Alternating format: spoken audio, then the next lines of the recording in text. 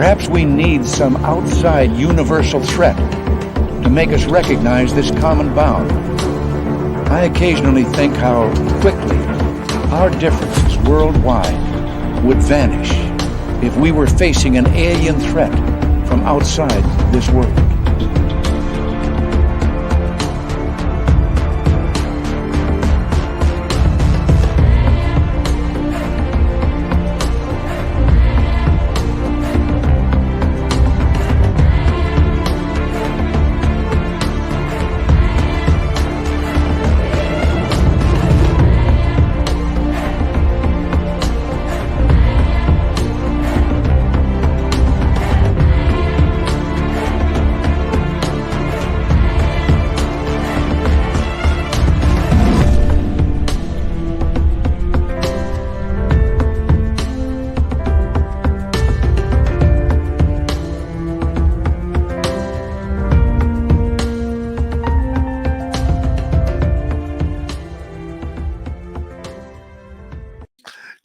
Welcome to Spaced Out Radio. Tonight it's all about monsters, mayhem, and they walk among us. Lon Strickler from phantomsandmonsters.com is here tonight. Dirty Filth is back.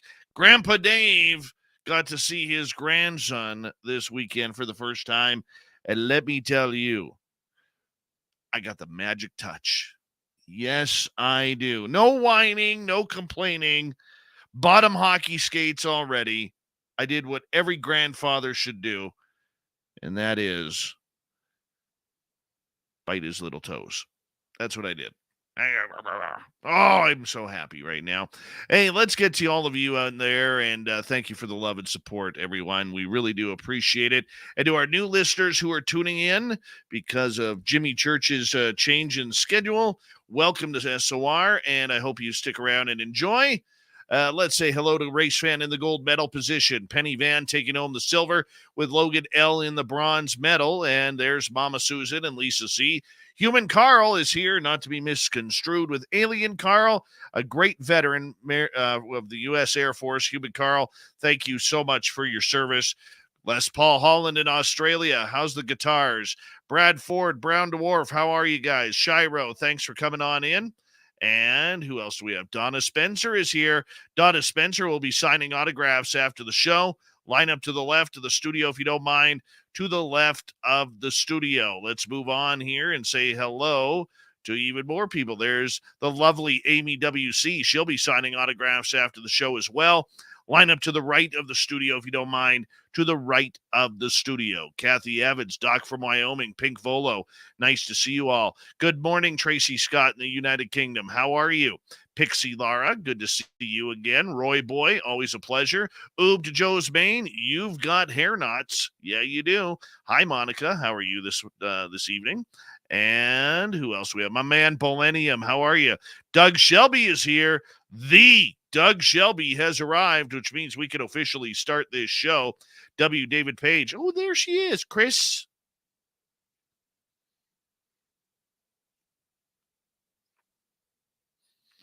Teen, how are you?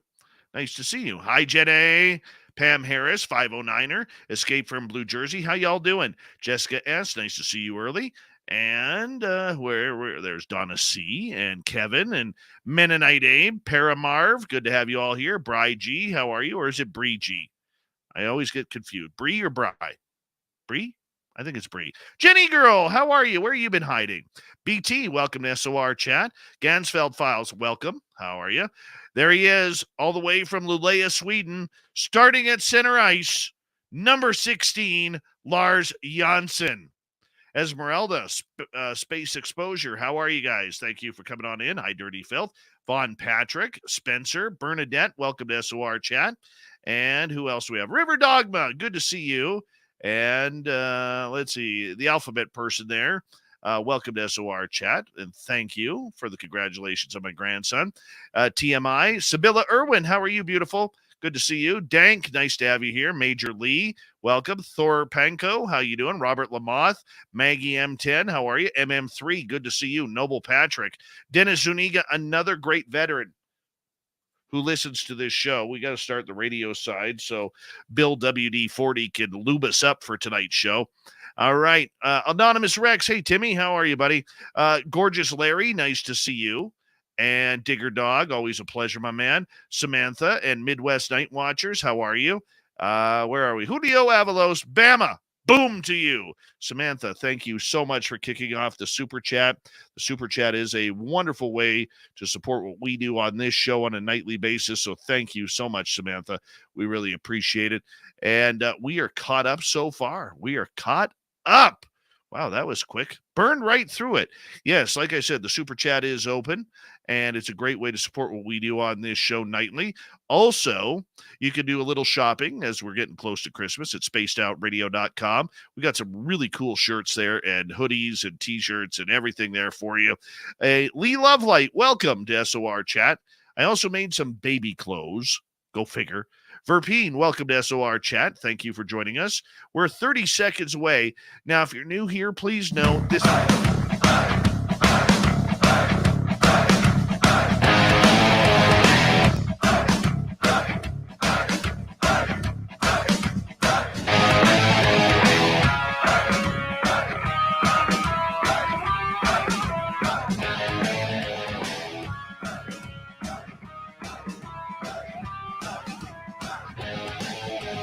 From the mountains of central British Columbia to you listening around the world, this, my friends, is Spaced Out Radio. I am your host, Dave Scott, sitting in the captain's chair of SOR headquarters.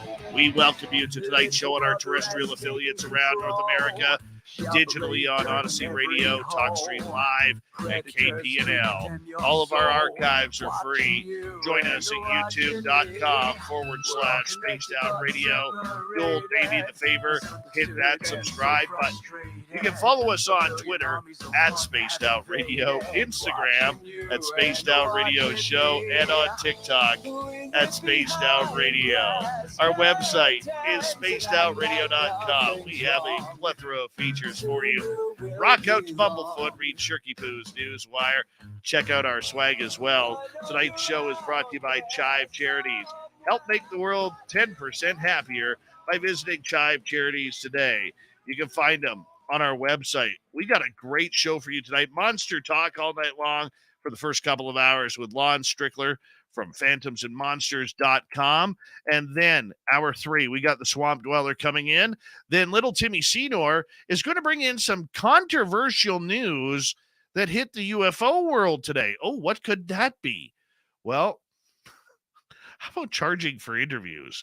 Oh, we're going to blow that one out of the water a little bit later on. But first, let us get to our great guest tonight. Lon Strickler has been a researcher, author, and publisher of the syndicated Phantoms and Monsters blog since 2005. He's been in this field, and he is one of the best at reporting on tens of thousands of paranormal supernatural cases from around the world. His research and reports have been featured in hundreds of online media sources and television, including History Channel's Ancient Aliens, Paranormal Witness, Fact or Fake, The Paranormal Files, and many more. He's an accomplished author. You can find all of his books at any major bookstore. We love it when Lon comes in once a month for Strange Days to talk about the monsters that are among us. And thank you, Lon, so much for coming on Spaced Out Radio again. How you doing? I'm doing well, hanging in there, and welcome to the Grandpa Club. I appreciate that, man. I really do. I mean, that little guy, I'm telling you, he's already got me wrapped around his fingers, man. Already wrapped. Yeah, well, I understand that. I mean, it happens. Oh, I get it. And you know what? I don't mind. I don't mind at all. I got to meet my grandson this weekend, and, he's just perfect. He's just perfect. The funny part about it was everybody's holding him, and he's, when he wasn't sleeping, he was crying, much like babies do when you're just a couple of days old. Okay. Grandpa gets involved here. There's no whining. There's no complaining. He knows.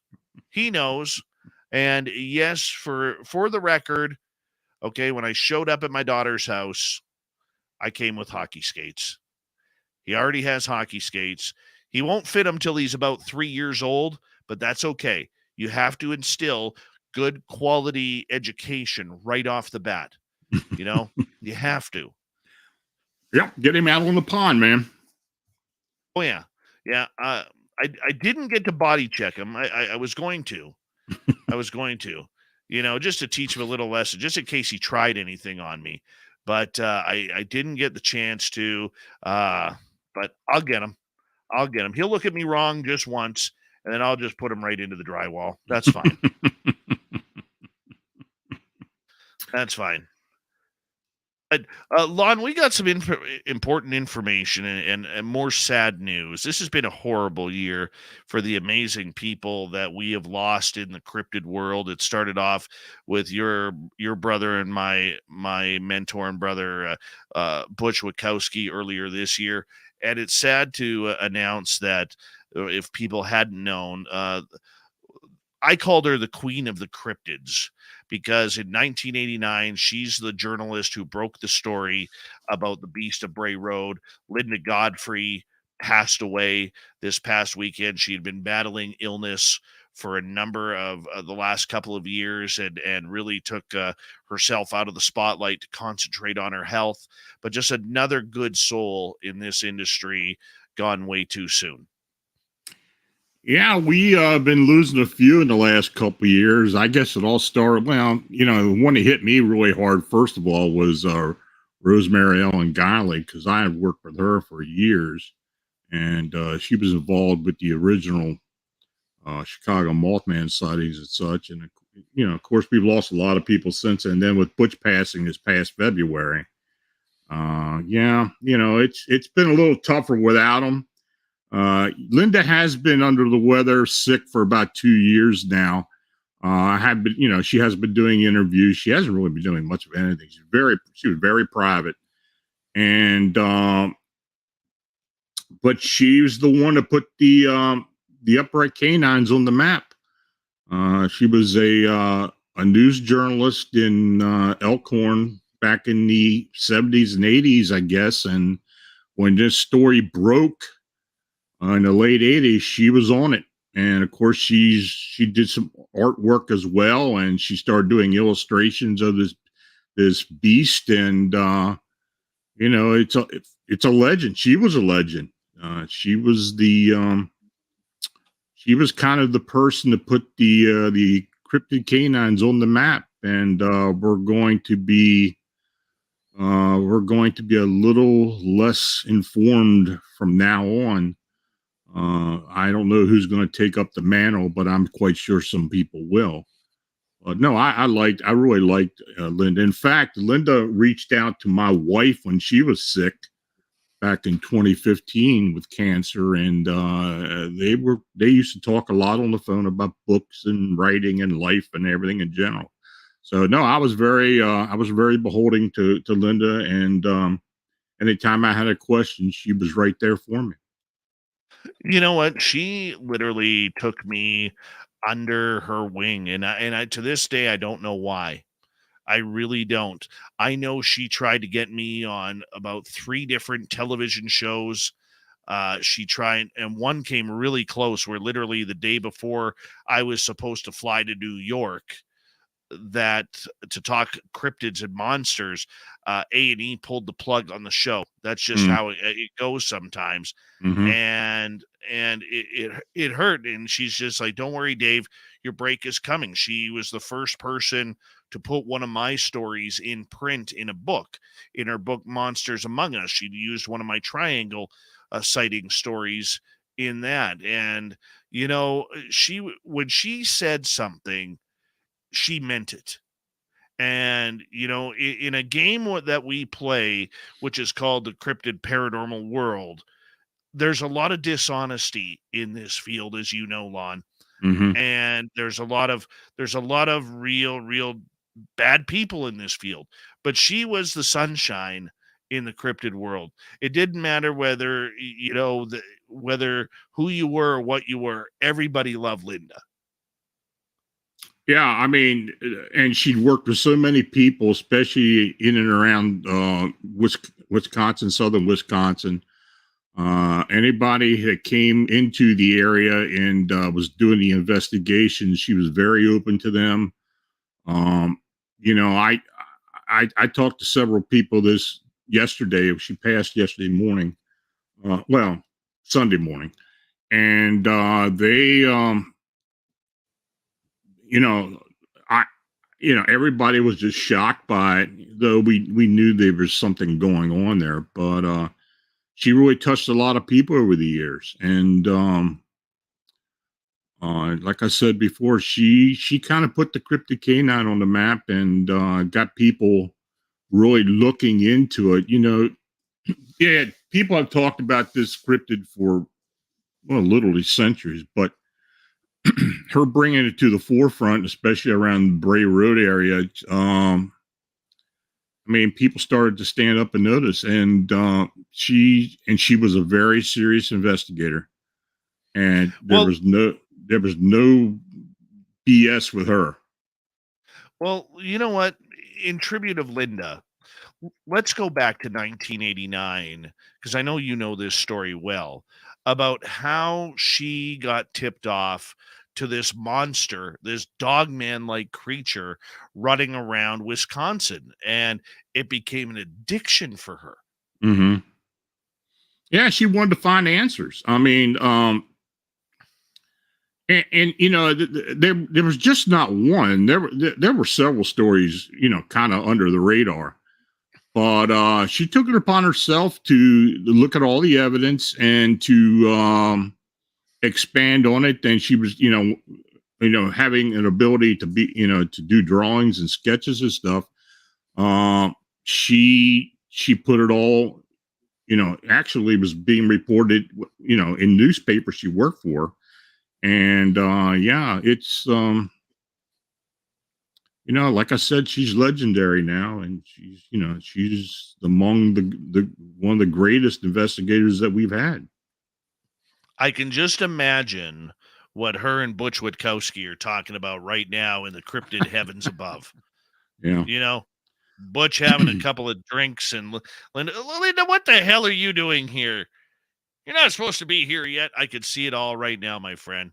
I can see it all right now. But you're right. She did put the Beast of Bray Road story on the map. And it went, for a time when there was no internet, that story went viral Mm-hmm. across the United States. And people, this is even before I became a journalist. I didn't become a journalist until 1998. And I went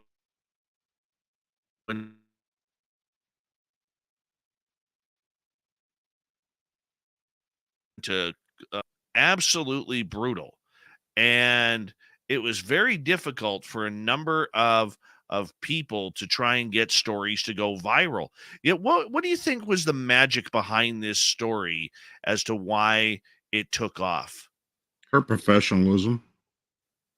I mean, her no nonsense. She didn't sensationalize what she was working on. She was very matter of fact, and yeah, and that's what drew people, because especially people that knew her in the area knew that her style and her journalism in what she was known for was, was all straightforward. And when that story came out, she started getting a lot of attention, and it did hit the cryptid world quick. And that was a time when mostly people talked about just Bigfoot and maybe a Mothman story here and there, and that was it. You had a few odds and ends, and but no, the cryptid canines became part of the nomenclature of cryptozoology. And she, but no, I think her honesty and seriousness really stood out, and I think people really appreciate it. Well, they absolutely did with her book sales. I mean, all her books did well, and her writing skill, and yeah, she was one of a kind, no doubt. Definitely one of a kind. Well, in tribute to her, let's talk about the dog man here, because this creature, we all thought it was just hovering around the central United States, but as it became more popular, it seemed to morph into different creatures, bigger creatures, bipedal canines that Butch and you were chasing around in Pennsylvania, which seemed to be around that 8, 9 to 10 feet area. I mean, when we look, but previous to Linda Godfrey breaking this was all about werewolves, man. We never heard about Dogman. We heard about werewolves, but not Dogman. I mean, she started this entire cryptid chase. Yeah. Well, in the area where I live at, a lot of the German people coming from the old world in the late 1800s who were moving in here, and Pennsylvania Dutch, they called them, were moving into the area and buying farms, and a lot of them started moving out into Western Maryland. And these werewolf, or what they called Dwayos sightings, started popping up. And then back in the 60s and early 70s, there was a real flap of sightings in Frederick County, Maryland. I think between 7 to 10 sightings in within a year or so. And people started noticing it, but it wasn't getting out there as much as, after, Linda started writing about the Beast of Bray Road. But no, it was known. I'd known about it for years, but be honest with you, I didn't really think much about it. I thought, people were misidentifying some large dog for being a werewolf or such. But no, people were dead serious about it. So, of course, when we got more involved with the sightings here in Pennsylvania, and of course, Butch and I started working together, that's when we started to get a lot of the historical sightings and started collecting those. And this is something that's been going on for quite a while, but it just never really got into mainstream. But of course, that's what Linda did. Linda put it into the mainstream, and it became a known cryptid, maybe not right away, but as time went on and more people got involved with the cryptozoology world, they started getting reports of these canine cryptids. Now, of course, there was the infamous Michigan Dogman thing, which turned out to be a hoax, and she actually exposed that. She exposed that with the Gable film and being a hoax and such. But yeah, when something was nefarious and she could prove that it was not real, she did not hesitate to come forward on it. So no, absolutely. But she wasn't a researcher. She was a journalist looking to put answers to a story, much like, a journalist who covers the crime beat or the police beat or whatever it may be. That was her job. Her job was Dogman, and she made that her priority. And that's what a good journalist does. And God bless her for the work and the stories that she was able to tell. I'm not too sure that many others could tell those same stories. Well, not the way she does or did. She did. She took it personally. She really did. And I can't really necessarily say that everything that I do I take personally, but she really did. And that's what she investigated. Of course, she got into other investigative areas as well. She did a lot of research in the Catamaran State Park area, but mostly because of the cryptid canines. But there were other things she had encounters. She did. She had what she believed was a Bigfoot encounter at one point. And she believes she may have had a cryptid canine encounter at one point as well. So, when Linda talked, you knew you were going to get the straight up on it. And that's why I loved having her on my show. I probably interviewed her. I looked back the other day. I think I've interviewed her between my show and Beyond the Edge and Arcane Radio probably about 8 or 9 times. So, she was always busy.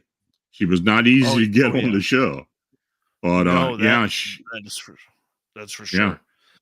We've got about 4.5 minutes here before we got to go to break at the bottom of the hour. Lon Strickler's Strange Days is on Spaced Out Radio tonight. We're talking about the sudden passing of the Queen of the Cryptids, author, researcher, investigative journalist Linda Godfrey, who passed away this past weekend. And I want to end it on this because I think we should do her a lot of justice here.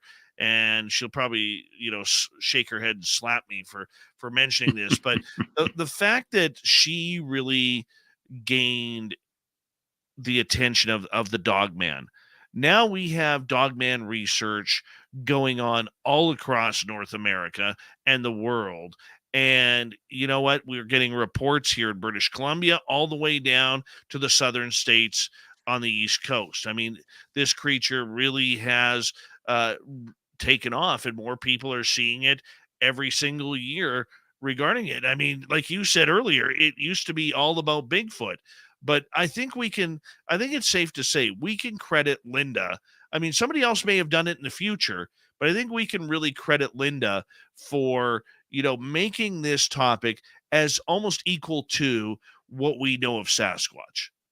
Oh, I agree with that. Yeah, she was the innovator. She's the one that put it out there. She's the one that did, that presented the evidence, the personal reports, and, she did. I mean, she did make it into a real cryptid, a real unknown creature. And of course, since that time, it's nothing but expanded throughout the cryptozoology world. And yeah, she deserves all the credit she could get. Absolutely, because she was the one who started all this. And if she didn't, I doubt it would have took off as much as it did. But yeah, she deserves all the credit. I fully agree with you. And there's another big hole to fill. I mean, the good part about it is outside of the UFO and paranormal world, I think the cryptid world really has a lot of good youngsters coming up who pay attention to what, don't take this the wrong way, but the old timers have done. I mean, yes, there's always going to be that lack of respect, but I think for the most part, there's a lot of good young guys and girls out there who are now chasing down monsters, because what's more exciting than being a monster hunter? And it's because of legends like you and Butch and Linda. I mean, you created a genre. Well, I don't know about that, but I know we've been working on it. I was lucky enough to have a couple encounters myself. So I'm a total believer. I mean, of course, there's things that I don't necessarily buy into, but I've never had a cryptid canine encounter, and quite frankly, I'm not sure I really want one. But I know Butch wanted one, but I don't know if I do. But she she was not fearful of anything. And of course, as time went on, she talked to more and more people, got involved with, of course, with some of the newer sightings that had been going on around, and some of the real paranormal and supernatural aspects to this creature, which she kind of stayed away from early on. It's interesting. She was not afraid to expand on this phenomena. I remember when I first started talking to her back in I don't know when I started, but anyway, she was strictly the flesh and blood type. I mean, she didn't really buy into the supernatural or maybe interdimensional aspect of these creatures. But like with a lot of other investigators and researchers, as time went on, it was getting harder and harder to explain as to why some of this was happening. And she wasn't afraid to go into that part of it. And as time has gone on, of course, with the Hempel Farm and some of the other things that were going on down on Bray Road, she was starting to realize, yeah, there's something more to this phenomenon. Well said, and that's where we'll end it right there. God bless you, Linda Godfrey, from the heavens above. Coming up next, Lon Strickler, Strange Days, more Monster Talk on Spaced Out Radio.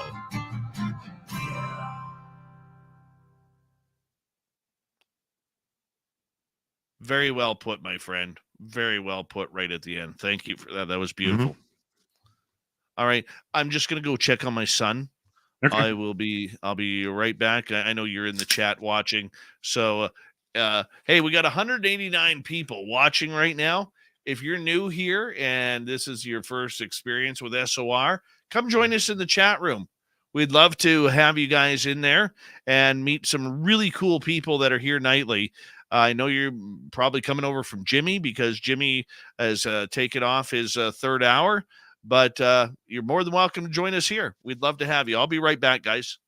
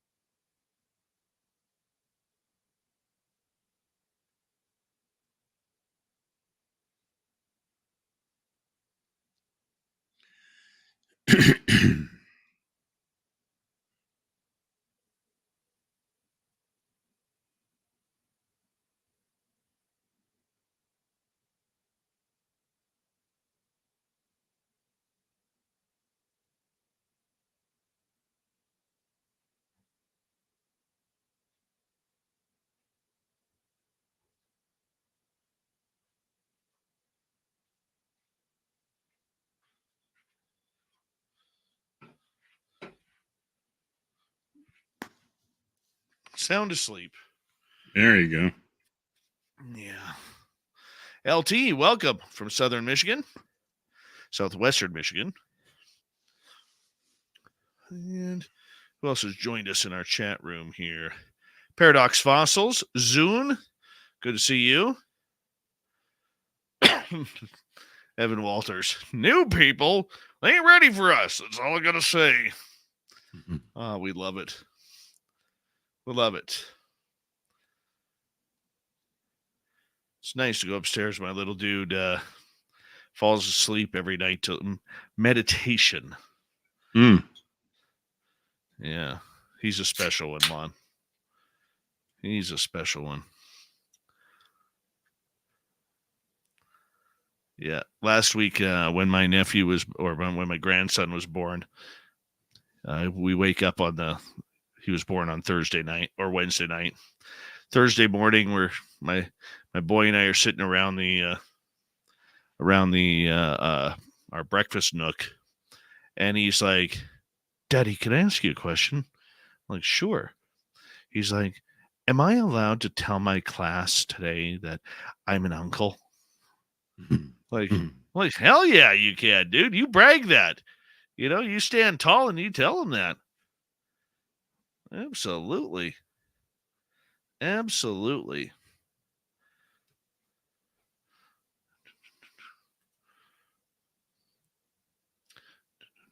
My son's reaction to meeting Jasper was phenomenal. He just could not wait, and he held him perfectly, and was just, he was all kissing him and telling him how cute he was and how they were going to be best buddies, and it was very natural, and it was really cool to watch. Hey, Ross Lambda, how you doing, man? So for those of you who are new here, we are a live radio show. okay, where we broadcast out to terrestrial affiliates, 5 in the U.S., 1 in Canada. We're going to be adding to that lineup very soon. So that's why we have to take the commercial breaks. You guys listening in on YouTube or the podcast section actually get to hear a different side of what we do. So for those of you coming over from Jimmy after he's changed his format, welcome. We love y'all, and just give us a couple of weeks to see if you get used to us, and maybe tune us in after. Here we go with the second half hour.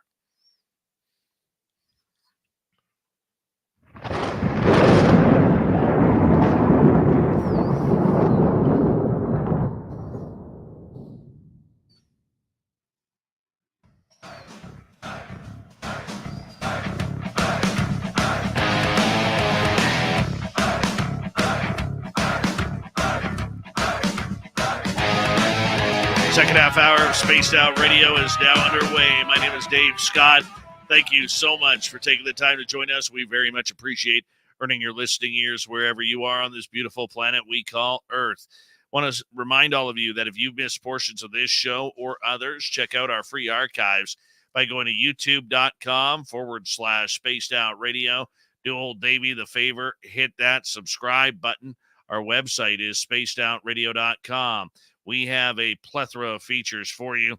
Rock out to Bumblefoot, read Shirky Poo's Newswire, check out our swag as well. Follow us on Twitter at Spaced Out Radio, Instagram at Spaced Out Radio Show, and on TikTok at Spaced Out Radio. Near the end of each month, Lon Strickler from phantomsandmonsters.com comes on in to talk about the weird and strange around the world when it comes to all things cryptid in a little ditty we call Strange Days. Now, Lon is one of the best when it comes to the recordings of these creatures. He's got a list of thousands, tens of thousands, if not hundreds of thousands of reports on his website, phantomsandmonsters.com. And Lon, you sent me one earlier today that absolutely tripped me out about a vehicle smashing into and literally dissecting a Sasquatch. What happened there? Yeah, a friend of mine in Ontario sent that to me. Now, this was a video that was actually done, I guess, about 3 years ago. But the witness had come on and done the interview and told this story. He was a German immigrant who was actually living in Ontario during the Christmas holidays back in 2018. And he shared his story with Surreality Podcast. I don't know if it's still called that now or not. I think they changed the name. But anyway, he said he was on I guess highway, Ontario 502, bound from Fort Francis to Dryden at night, and it was about 11:30, 11:40, and he said he saw a semi truck on the side of the road with its the flashing lights on, its hazard lights. So he stopped to see what was going on, and when he finally got in contact with this truck driver, this guy was in the the bed in the back, and said he was white as a ghost, and he was shivering, and he didn't know what had happened. He basically was in shock. And this guy saw all the blood on the front of the truck, and on the road it was massive amount of blood. So the first thing he thought was this guy had a bear. So he tried to get the story out of him, and he this guy was just not really saying much. So what he did, he took his flashlight and he walked back and followed the blood trail. And when he got there, he saw this big mass of fur laying in the road. And as he got closer, he realized it wasn't a bear. And even though he said that he never believed in Bigfoot, that's what he saw. And he said this thing was huge, but it was nearly decapitated. Thus, all the reason for the blood. So this guy with the semi must have hit this. Well, he did. He hit this thing. and he killed the Bigfoot. So anyway, he called the police, the provincial police. They got there. And the thing he said that kind of surprised him was how they kind of seemed nonchalant about it, like they knew what was going on. You know, like they encountered this before. So anyway, they took him back for questioning, back to the station, and he said when he got there, in the immigration room, and he sat there for a bit. He said eventually, he said this really odd looking guy came into the room. He said he had grayish skin, bald headed, soft cheeks. He had like a Quebec like accent. Spoke very gently, calmly, without an expression. And he said the way he was questioning him, it made him feel like the criminal. And he was very uncomfortable with it. They made him sign a document, a non-disclosure agreement. And he basically told him, like with a lot of these MIB encounters that we read about and hear about, that you did not see anything. You know, nothing happened.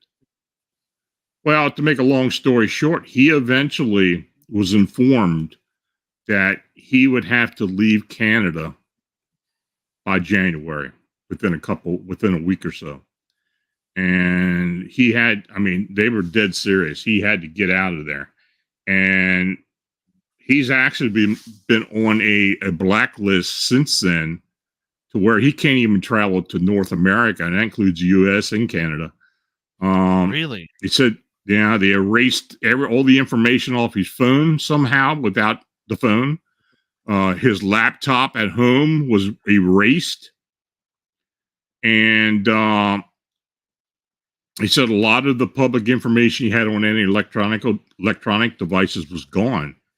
He literally had to sell everything, his van and a lot of other things, just to get a ticket to get out of Dodge. And he had to leave. So I thought this was quite a remarkable story, but it's not surprising, to be honest with you.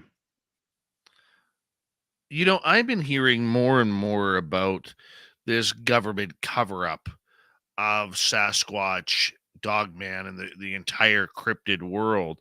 I mean, if this is true, this gentleman's story is true, and you know, Lon, and I hate to point it or make it about me, okay, but I've been doing this show for almost 8 years. In just 2 days, it'll be your 8-year anniversary of Spaced Out Radio. I've never been followed. I've never had the police show up. I've never had CSIS show up, or FBI or CIA or black marked vehicles or helicopters over my house outside of the forest fire helicopters. And I have an airport literally 3/4 of a mile away. That's how close it is. And I've just never had, you know, my phone, like strange phone calls saying, hey, if you're covering this, you're going to be in trouble. Never had any of it. And this makes it very strange or hard for me to believe these types of stories. I do believe they happen, but over calling in a Bigfoot body on the road, I mean, that's tough for me to swallow. Well, I did look into this the best I could. There's no information from what I can tell on the internet. I do know the guy who presented this on his show is pretty serious. He's pretty well known for not putting a lot of crap out there. But I'll be quite frank with you. You know, and you know my history. I have been approached by the powers that be on 3 occasions for investigations that I've been involved with. Now, none of it had to do with cryptids or Bigfoot, but I was literally asked firmly not to continue on a couple of the investigations I had done or had been involved with. And, now I don't know how it goes in Canada, but I have heard of not necessarily provincial police, but Mounties actually warning people about going forward. Now, there was an encounter not long ago. Well, not an encounter, but there was a sighting of something that people said was a giant up in your neck of the woods. I don't know how far it was from you, but this guy ended up being dead. After reporting this, and I don't know. I mean, I don't know what happened to him. It could have been something not related to his sighting, of course. Yeah, but that story is taking off, and that's a gentleman who was found dead in Whistler. Yeah, and he apparently saw a giant on one of the mountains and reported it in and kept on tracking for it and getting nosy and things like that. And at least this is the alleged story of it. And then all of a sudden, and he was a young, scrappy, healthy guy, and all of a sudden there he is, found deceased in his home. Yeah, these things happen. I'm not going to go out and say that it's always related to what happened, what they had, encountered, but it seems awful weird. Now, this story I reported on today, I hadn't heard about this, and because of someone who does research for me, they stumbled upon it and they sent it to me, and I did the transcription off of the video. And when I watched the video, and I got the link to the video in the story, the guy looked dead serious to me. I think something really did happen with him. And you can tell. I mean, I've done enough investigating and talking to people and interviewing witnesses, especially with the Chicagoland winged humanoid phenomena, that you can kind of separate the wheat from the chaff as far as people who are serious and people who aren't trying to pull the wool over your eye. You're going to get that. But I think for the most part, most of us guys or gals that do these type of investigations can pretty well tell if somebody's trying to pull something on over us. So, no, but I think from what I heard, this guy had something definitely happen. Yeah, and it was posted by a gentleman named Andrew Dawson, up in Whistler, and it looks like there's a Sasquatch, a Yeti, or a Bigfoot, or a giant, whatever you want to call it. It was posted on his TikTok off of one of the peaks of Whistler, and look, that entire area. See, this is what gets me about this story. Okay, God bless the guy if he did pass away. Okay, and this was the result, or whatever it is, because he looked way too young to be passing away at that age. But that entire area is known for Sasquatch, the Whistler Pemberton area. That's where Steve Istall has had numerous sightings, and there have been farmers and ranchers all over that area reaching out to Steve Istall from howtohunt.com and How to Hunt YouTube channel about this area. And that area is only 2 hours away from me. Okay, like I'm 2 hours north of it. And so our whole area here, this is Sasquatch country. This is, they are here. They are roaming. And the idea behind it that they would take them out for filming a video on Whistler, to me, it just doesn't make sense. That's all I'm going to say. 2 + 2 is not equaling 4. I'm not saying, Lon, that it doesn't happen. Okay, because I know people who've got the phone call. I know people who have had the tap of the door. These are people I trust. Okay, but it just seems like when it gets on that Reddit area where the reports usually come out first like this, that's what makes me scratch my head. Yeah.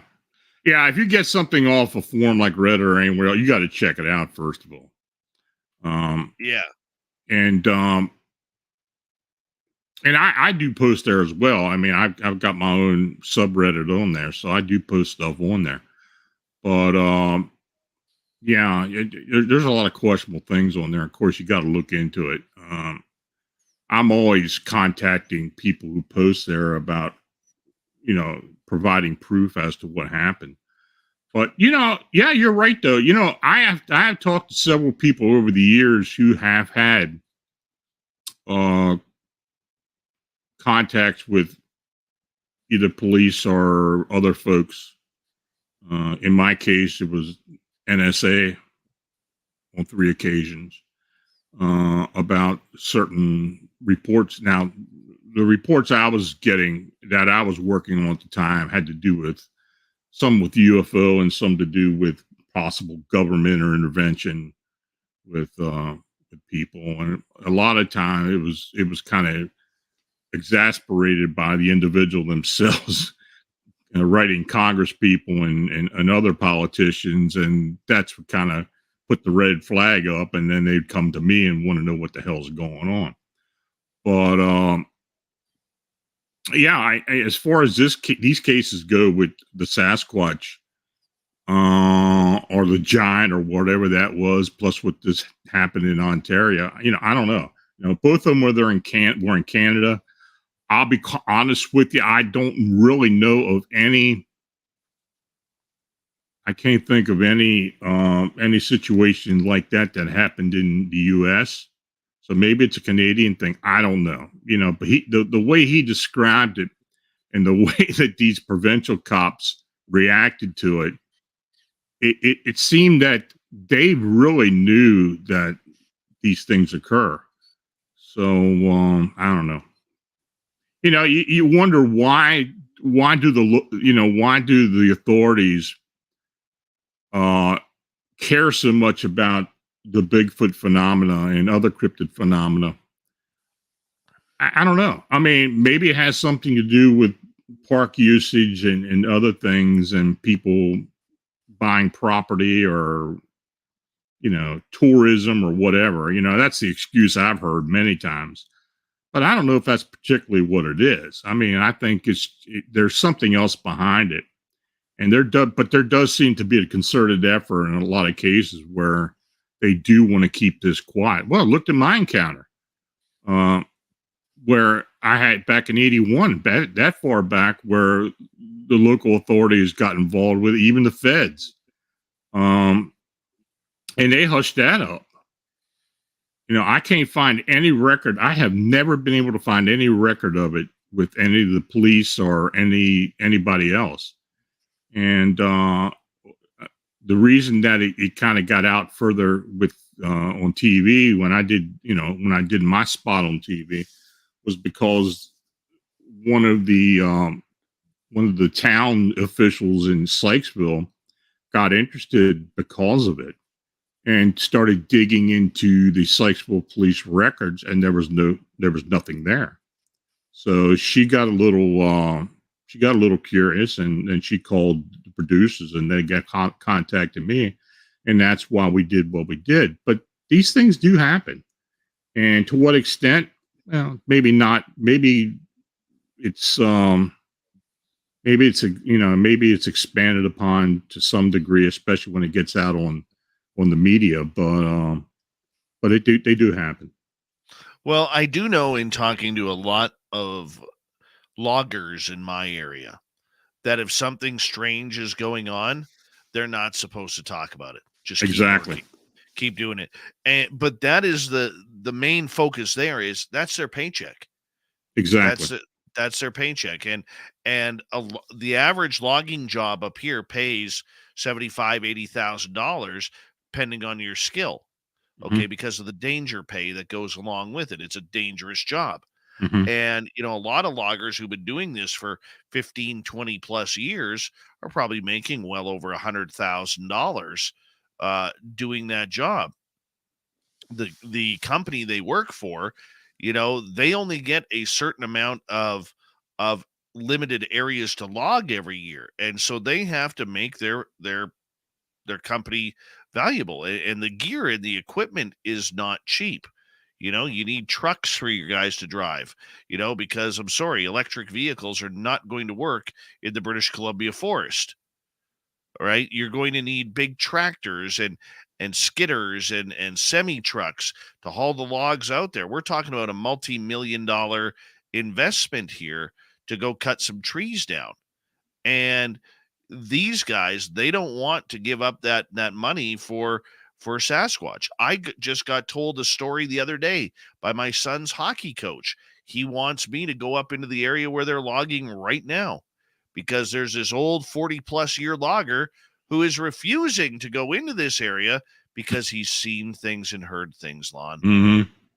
And yeah, I've heard a lot of things. I've heard a lot of things, especially from timbermen. I mean, that's the good thing about what Steve Isdall does, because his channel is the factsbyhowtohunt.com. It's and this guy, he really just takes people's stories and reads them on his channel. I find it intriguing, some of the accounts that he gets, but and I have used some of them, and he gets some pretty interesting ones. So I think Steve is sincere. I really do. I think you know how he is. If he thinks it's BS, he's going to let you know about it. But, absolutely. Absolutely. Yeah. And the one thing I love about Steve Isdall is he's been out in the forest enough to make a qualified assumption. Look, hunting guides like Steve Isdall or my buddy Mark, who I had the Sasquatch encounter with just a few weeks ago, these are people I trust because their own mind is skeptical right off the bat, Lon. Yeah. Like with Mark, it took him about my buddy Mark, it took him about 2-3 weeks to finally admit that we saw a Sasquatch. Mm-hmm. Because he kept replaying every animal over in his head of what he thought, okay, if it's not a Sasquatch, what is it? And he kept replaying it until he went through the entire elimination process. And that's how we were able to tell. That's how we were able to figure it out. And that's what Steve Isdall does. Absolutely. Yeah, I mean, I really started listening to him maybe the past 6 months or so. I've had several people recommend his channel to me and ask me, is this guy for real? I think he is. I really do. I think, at first I was kind of skeptical, and you got to be skeptical of anybody who's up on YouTube at first. But yes, I think I think he's very sincere. He's typical outdoorsman. He's kind of rough around the edges and have his own opinion, very opinionated. But beyond that, I think he's very sincere in what he does. And I got to give him credit for doing this all the time with all the work he does. I know what he does is not easy. And he's got to be able to survive on his own. I haven't talked to Steve in a couple of years, as we got about a minute to go here, Lon. Mm-hmm. But I know when in the times I did talk to him, some of the reports that he was getting were really, really weird. Mm-hmm. Like things that he will never, ever release because literally it would kill his channel. But some of the reports, and I'm sure you've had reports like that over the years too, where they're true, they're true, but you just, for the sake of the momentum that you're building, you just can't use them, or people won't give you permission to use them. Well, that's the big thing about getting permission. And I try to be as confidential as I possibly can with people. And even when I give locations, it's general for the most part, unless they allow me to get more specific. But I will not go on YouTube and report on things that, well, of course, their standards are much different than you are when you do a blog. So you got to watch yourself or you'll be defunded over there. Oh, yeah. Trust me, I know. Lon Strickler's Strange Days, phantomsandmonsters.com is his website. We'll return with more monster talk and audience questions in hour number 2 of Spaced Out Radio, coming up right after this break.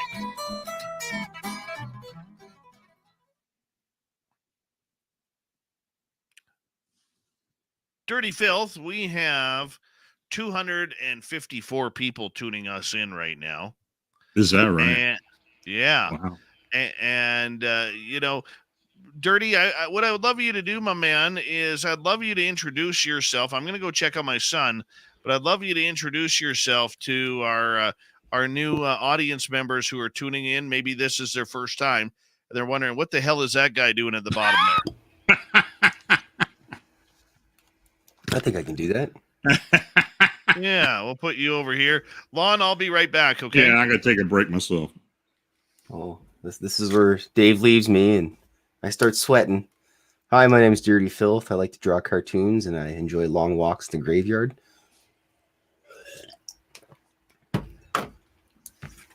So anyways, I decided to draw a Mothman today.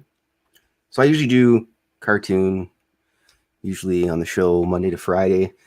Sometimes I don't think I'll be doing Fridays because they got life drawing classes, and I was suggested by somebody with a big brain to do some life drawing classes, so I'll probably be doing that. But nonetheless, I draw all these. All my art is available at filthy.com. Let me get my little plug out here. Somewhere in there. I'll just have to make one real quick.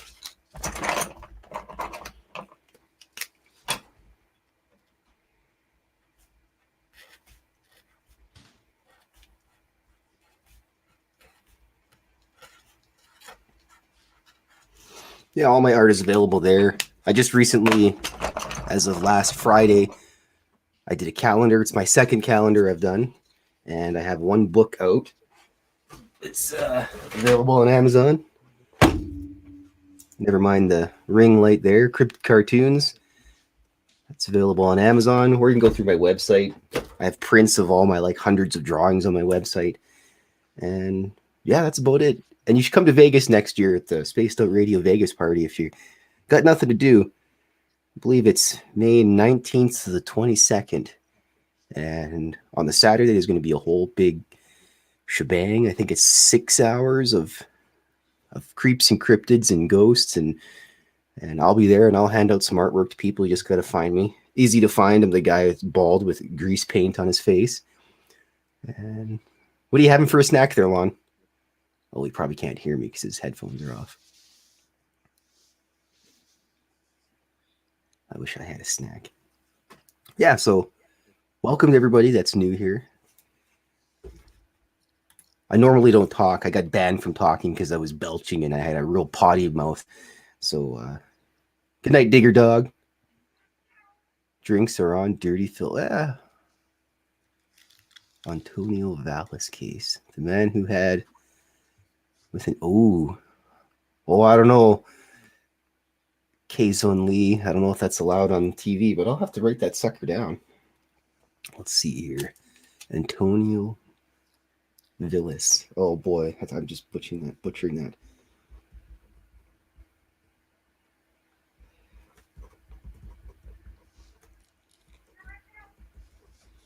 Oh, there's Blob. Hello, Blob.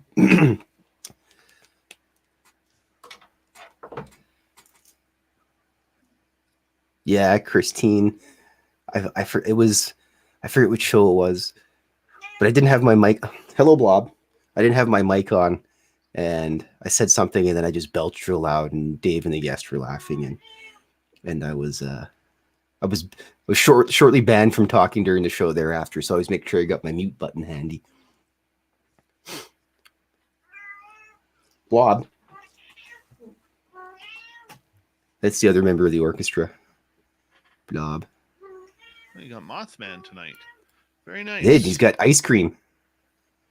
Oh, he did get his ice cream. Very nice. Very nice. Dave, I plugged the Vegas show and I didn't swear once. Excellent. Oh, very nice. Thank you. I was just about to do that. I'm going to have a little sign that says days without swearing. Did you swear? No, I didn't, but I'm going to have to get a sign that says days without swearing and see how long I can go. Absolutely. The crowd is wondering where Blob is. Let's get her here. Here, Blob. There you go, Blob. You're famous, apparently. There's the Blob. There's Blob right there. Our man Blob. Yeah. Thank She's you. old. She's getting 2 more kittens on the weekend, too. Mrs. Filth and her cats. She's a crazy cat lady. We love Blob around here. We really do. Hi, Blob. Say hi to All everybody, right, Blob. Yeah, you don't care. Hi, Super Duke from World Bigfoot Radio. How you doing, buddy? Good to have you here. Who else has joined us here? Let's take a quick. Stephanie Jackson, Barry Brown. Good to have you in the chat room. And yeah, I think we are almost caught up here, unless somebody snuck in that I haven't seen. And who illustrated the Sykesville monster composite? I don't know. Was that you, Filth? Did you do that? No, it was a forensic artist from down in Florida who did it for me. He took all the reports I had gotten from the Sykesville monster witnesses who I talked to after I had my encounter, and I sent everything to him, and that's how he made the composite. Oh, very cool. We got 14 seconds left. Thank you to Samantha ×2, Doug Shelby, the Doug Shelby, Alphabet, and Lala for the super chats. It's a wonderful way to support what we do on this show. Here comes hour number 2.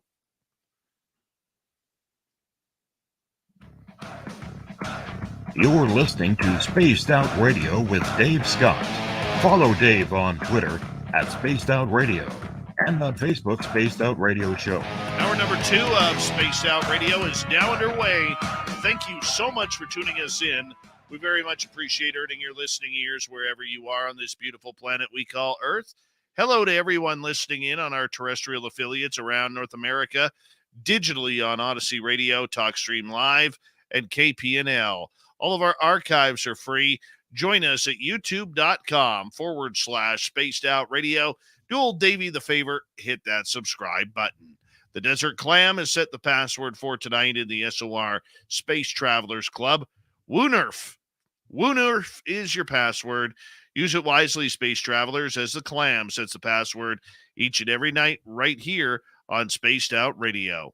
Our website is spacedoutradio.com. We have a plethora of features for you, including Rockin' Out to Bumblefoot, reading Shirky Poo's Newswire. Check out our swag as well. Follow us on Twitter at Spaced Out Radio, Instagram at Spaced Out Radio Show, and on TikTok at Spaced Out Radio.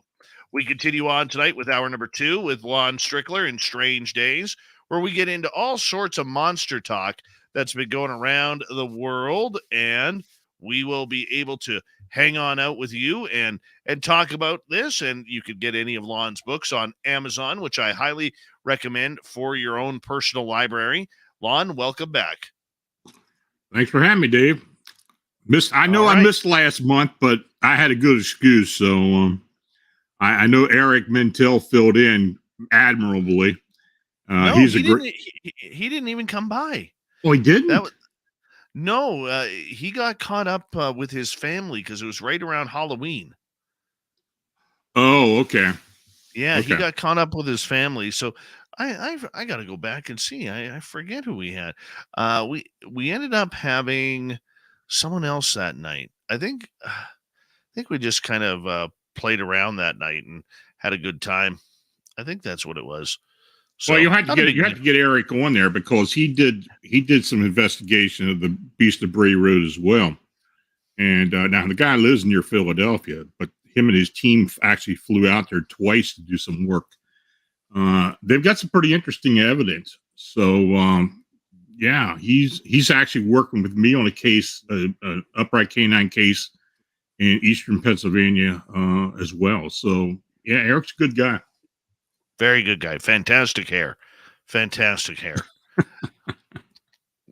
Got a couple of questions from our audience for you right off the bat here. We'll start off with Pink Volo. Lon, when was the first time you were introduced or heard about the Dogman? Well, the Dogman moniker, I don't know, that kind of came later on, but I had been very aware of the Dwayos sightings in Western Maryland and in Pennsylvania. Oh God, I guess back in the mid '80s, I started knowing about some of those not long after they had occurred. But that's when I started actually looking into it. I can't really say I did much investigating of it. Of course, now when Butch and I got together back in, I think we started back in 2013. Butch was never a crypto guy. He never investigated any cryptids. It was all UFO with him. And he always blamed me for getting him started with that. And I don't know if he regretted it or not, but he really took a liking to the canine cryptids, and that kind of took off from there.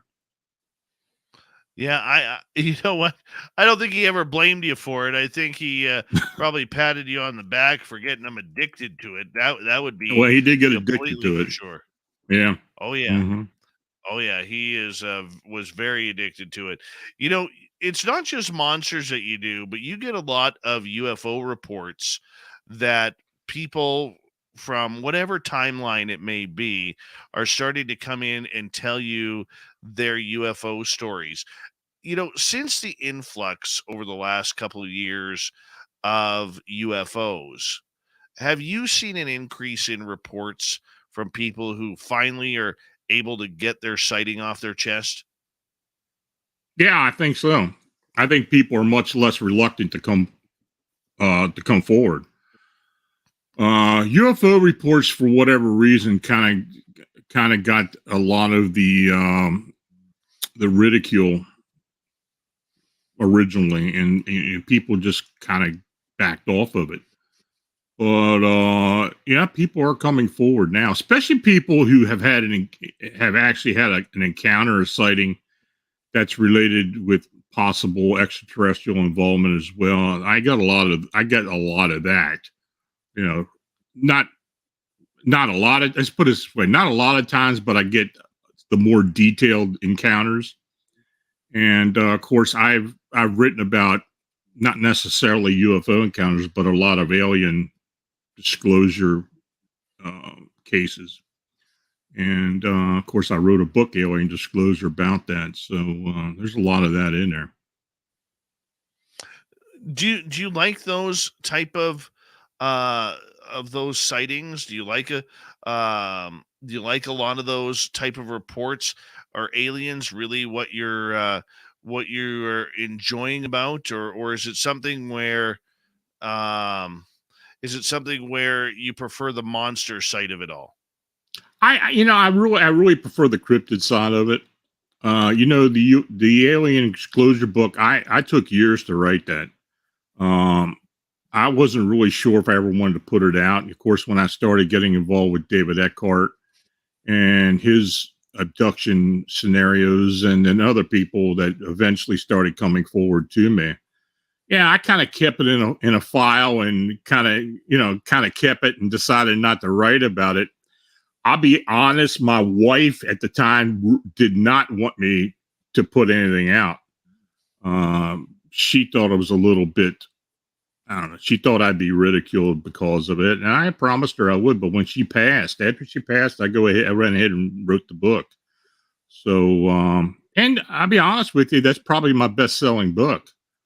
So, but no, I am fascinated by the phenomena, but when it comes to cryptids, and of course, with me having encounters my own and getting a lot of different types of sightings, especially since Chicago sightings, yeah, that's kind of my bread and butter. Right. No, I understand that. To me, there is something, I don't know, but there's something a little romantic about calling yourself a monster hunter or something along those lines. I'm sorry. I'm enjoying it. I actually, and I forgot to tell you this, I had, in my daytime job, I had some clients from a couple years ago come into my office about a week ago. and they opened up a resort down just southeast of Kelowna, British Columbia, in a little town called Lumbee. Mm-hmm. And they opened up this past year, and between June and July, they had 6 of their clients have Sasquatch type encounters. One found footprints, the other one heard tree knocking, another one heard whooping in the forest a couple of times. The strangest one was one couple was there, and they ended up staying the night in their travel trailer because they were so scared. Well, I guess when they turned off the lights to their resort room, there was a little bit later on in the night, there was a giant head and face with red eyes looking at them in the window. And now the owners of this place, they've been tidying up and revamping it and rebuilding it and modernizing it. And they were looking behind one of the sheds on the property, and they actually found buried against the shed, behind a bunch of old wood that was laid up, a statue of a Sasquatch, carved Sasquatch. So they're wanting me to bring a bunch of people down there to do an investigation over a few day period to see if we can track something, because they want to use it for their own advertising. Yeah. I think it's great. I think that's a good move. You know, that Kelowna area gets a lot of weird sightings. Yes. Historically, there's a lot of weird. Actually, somebody's on here writing about, a couple people written about Kolchak. I don't know. You remember the old Kolchak TV shows? The guy in Chicago? Not. That's probably before your time. I don't know. It was a popular monster hunter investigative show. It was kind of hokey in some degree, but it was really popular. That was, I guess, the late 70s, early 80s. And Darren Gavin, was that the guy he did? I don't know if it was, that was his name. But yeah, I get a lot of people bring that up to me a lot about Cole, especially since I'm working in, doing the Chicago stuff. And he had a Mothman or winged humanoid encounter. Yeah, the Kolchak, the Night Stalker. That was the name of the show. So yeah, it was an interesting show. I loved it. Darren McGavin. I loved that show when I was a kid. Never saw it. Never saw it. You had to go on YouTube and look for it. I may have to now. I may have to. But, I mean, there is something cool about being called a monster hunter, though. I think it's great. Let's get to some more audience questions, if you don't mind. This one comes from Donna, who is asking, Lon, have you seen or encountered any lion men that merge out of the ground? No, I can't say I have. I don't even know if I've even heard of anything like that. But if she knows of something, I hope she contacts me. Oh, Donna, we got to hear this one. Oh, Donna. I know Donna. I know Donna personally, honestly. Not disclosure. Donna is here literally every single night, and I love her. Is that right?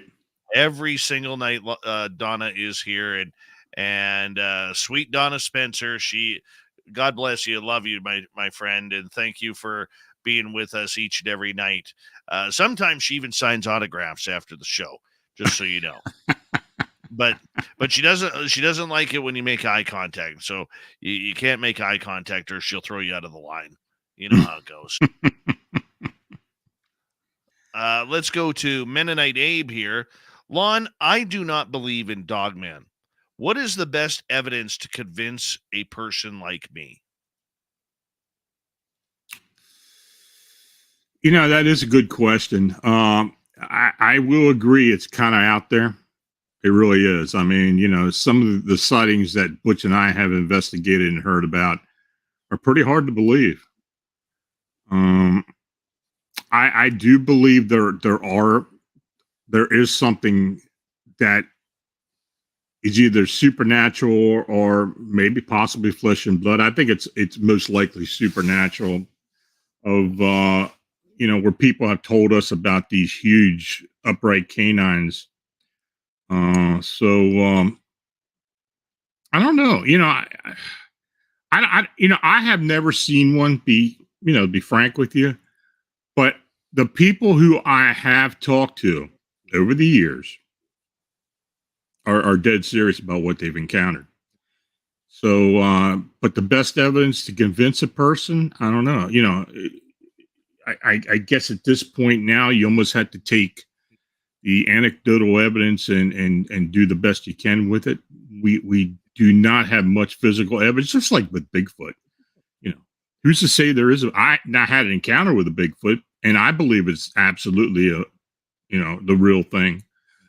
But it's like almost any other cryptid. The evidence is few and far between, and I guess you almost have to take the word of the people who are doing the work on it, just like Linda. If I'm quite sure if Abe looked at Linda's work and followed her, and I think he would become more convinced. I want to ask you, or pardon me, make a comment here. Donna says, in regards to the Lion Man, she said, I saw them merge out of the ground at Duke University while on patrol as a security officer. Interesting. Well, I hope she contacts me because I'd like to hear about that. Me too. I really would. Me too. Definitely. I would love to hear about that too. I mean, maybe it was the basketball spawn of Coach Mike Krzyzewski. He's been at Duke forever. I bet you he has something to do with it. That's why his basketball team is so top notch every year. Blame Coach K. That's what I say. Blame Coach K. All right, let's see if we have any more questions here. Let's go over to Brown Dwarf, who's asking, are there any recent reports from Chestnut Ridge in Pennsylvania? Well, the two main investigators out there are Stan Gordon and Eric. Oh God, why can't I forget Eric's last name? Eric Altman. Eric Altman. I mean, I worked for Eric for years. I'm hell with names. So anyway, now, and I haven't heard anything recently. Now that Eric had been doing some investigating of a lot of light and strange phenomena on the ridge. They really don't know what that was. I even talked to Stan about it, and Stan's he was kind of stumped by it. I do know there's been a lot of UFO activity on the ridge. A lot of these, and I did post some pictures of some of these triangle craft that people had taken and seen. But yeah, I guess that's about it. I haven't heard anything specific, either Bigfoot or other sightings on the ridge. Now, I have investigators on my team who live in Somerset County, just east of the ridge. I don't know if the Brown Dwarf knows anything about the Laurel Mountain area, but there's been some strange activity up there. We've captured some manifestations on trail cams there, what we really can't explain either. So, but it's been busy out there. I mean, but of course it's been more UFO than anything else. Dr. Kelly Schutz is asking, I'm hearing more reports about skinwalkers. Do you see any association between this and the cryptids being reported? Well, they're entirely two different things. I mean, the actual skinwalkers are Navajo witches, or that supposedly transform into some type of beast, mostly canines or coyote-like being wolf beings. Is there a connection between them and other cryptids? I don't really think so. There's a lot of confusion. There's just no relationship to them between cryptids and skinwalkers. Skinwalkers is a religious thing. It's there's some malevolency involved there. It's a lot of spiritual stuff. Most Navajo people don't like to talk about it, though some of the younger folks now are coming forward and talking about it.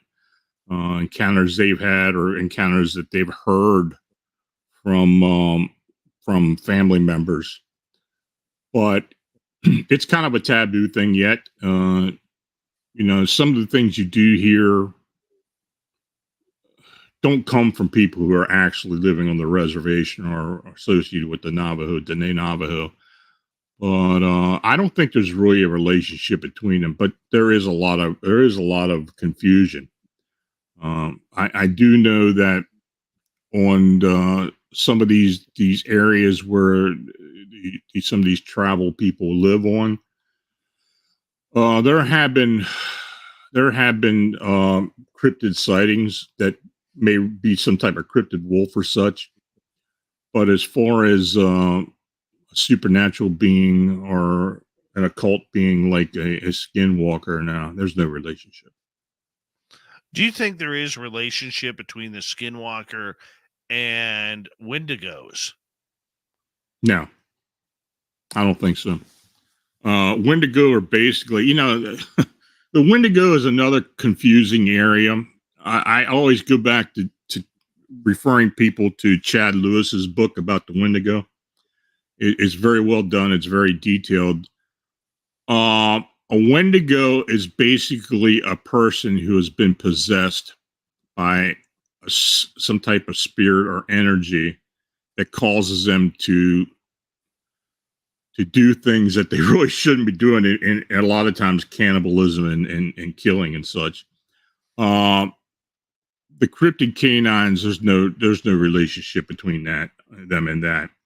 A lot of times these Wendigos are depicted as maybe looking like a pale humanoid being. Sometimes they have antlers. Yeah, that may very well be, but that's a supernatural being. That's not a Wendigo. A Wendigo is actually a real human being that has transformed somehow into something that is simply horrible. It's basically like a disease, and it's unexplained. But no, I suggest people go and read Chad Lewis's book Wendigo. It is the source for that type of information. All right, let's go over to the UK where Tracy, good morning, Tracy, is asking, Lon, do you keep records of how many national parks are suddenly being closed and areas that are being brought or probably bought by the government? I don't keep track of that. Of course, I'm quite sure David Paulides does and other people, Steve Stockton. They seem to have their thumb on that information, but no, I really don't. If something is mentioned to me, I will make note of it. But no, I really don't keep that information or look for it. No, you know what? It's difficult, especially in those situations where those who need to give you the information aren't very humble about it. Mm-mm. Mm-mm. But no, Steve Stockton, I consider him to be one of the top researchers as far as what goes on in national parks and such. So he may be somebody to contact because he would know. Yeah, Steve does a great show, and I'm a big fan of Steve's. Big fan of Steve's in what he does with missing persons mysteries on YouTube. I mean, the stories that him and his team find are pretty incredible. That's for sure. But I mean, it still goes to show, Lon, and we got about 30 seconds left, how many people are just amazed by these parks and how people just vanish. Yeah, it is a conundrum. I'm fascinated by it as well. I've talked to several people who have been rescue work in some of the parks, not necessarily all national parks, state parks and such, but some of the stories they come up with and some of the things they witnessed are pretty incredible. Absolutely. We'll hold on that. We got Lon Strickler for another 30 minutes here on Spaced Out Radio. Phantomsandmonsters.com is his website. And when we return, 53 reports of strange creatures in the month of November already. We've talked about a couple of them. We're going to get into a few more. Werewolves, crawler humanoids, mysterious lights. It goes on and on. Strange Days with Lon Strickler and Spaced Out Radio continues after this. Always good with you, my man. Always good with you.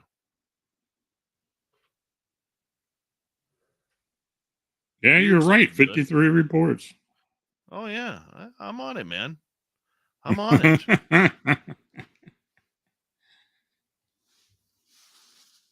Oh, yeah. Very much on it.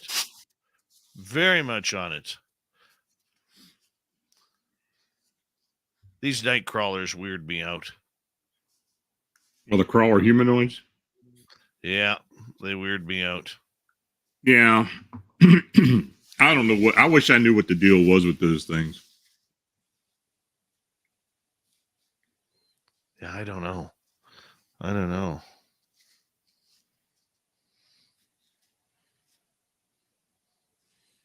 And I'll be honest with you, there's a lot of reports I get that I don't even really post as far as crawler humanoids. I'm not saying people are not telling me the facts, but there's just a lot of them out there. Don't have a picture of it, man. Just got the report.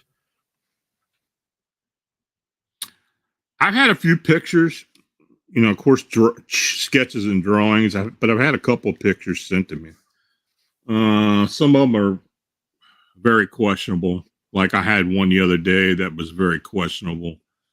But the guy who had the encounter, I think he definitely saw something. He just was not able to get a very good photograph of it. That's another thing Butch was looking into in his neck of the woods, where we had that dogman sighting back in April. That state park behind Butch's place, Butch was looking into a pale crawler humanoid there as well. So, of course, we never got any further evidence from, about it. So, you know what? I got to tell you something. So tonight, I went grocery shopping about a week and a half ago, and I bought Chef Boyardee's mini raviolis. Okay. I used, as a kid, I used to eat that stuff like it was going out of style. It was a good afternoon snack coming home from school or whatever. So I figured I would cook up some for my son and I tonight. Introduce him, and I was bragging to him. I'm like, dude, I said, Dad used to eat this stuff all the time when I was a kid, like your age and a little bit older and everything. So I put 2 cans on the pot. I heat it all up and, make it nice. Throw some cheese on there and a little bit of garlic. And, I'll tell you, it tasted horrible. No, it is awful. Like, I didn't realize how bad, like, you can't even taste the meat. It has this weird taste to it now. It never had that weird taste before. Well, Ever. It probably tasted the same when you were younger, but your taste buds have become more sophisticated as years going by. Oh, whatever it is, it grossed me out. I literally ended up feeding it to the dogs. You know what? I had the same experience a couple years ago. My son wanted to eat some SpaghettiOs. Oh. Franco-American, I think it's Franco-American SpaghettiOs. And I said, okay, well, I got it. And I tasted it. I said, oh my God, I can't believe I ate this crap when I was in school. He didn't like it either. So. Oh, it was horrible. Yeah. Horrible. I'll never buy it again. Never. That disappoints me to say that. Yeah. Well, there's a lot of stuff I used to eat back then I would eat now. No. Yeah, I get it. Super Duke from World Bigfoot Radio is agreeing with me. He says, no, the quality has gone to crap. I agree with Dave. It's terrible. I mean, this isn't fun. This isn't fun at all. Well, we got 30 seconds. I want to say a big thank you to Forrest Louie, Lala, Samantha ×2, the Doug Shelby, and Alphabet for the amazing super chats tonight. The super chat is a wonderful way to support what we do on this show on a nightly basis. And if you're new here, hit subscribe, ring the bell. We are here 7 days a week for your listening entertainment. And don't forget to give us a thumbs up, everyone, if you haven't already. Here we go.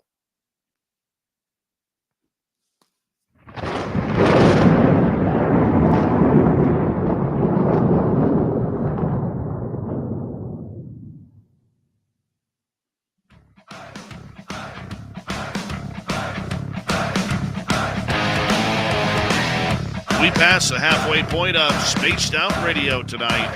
Good to have you with us.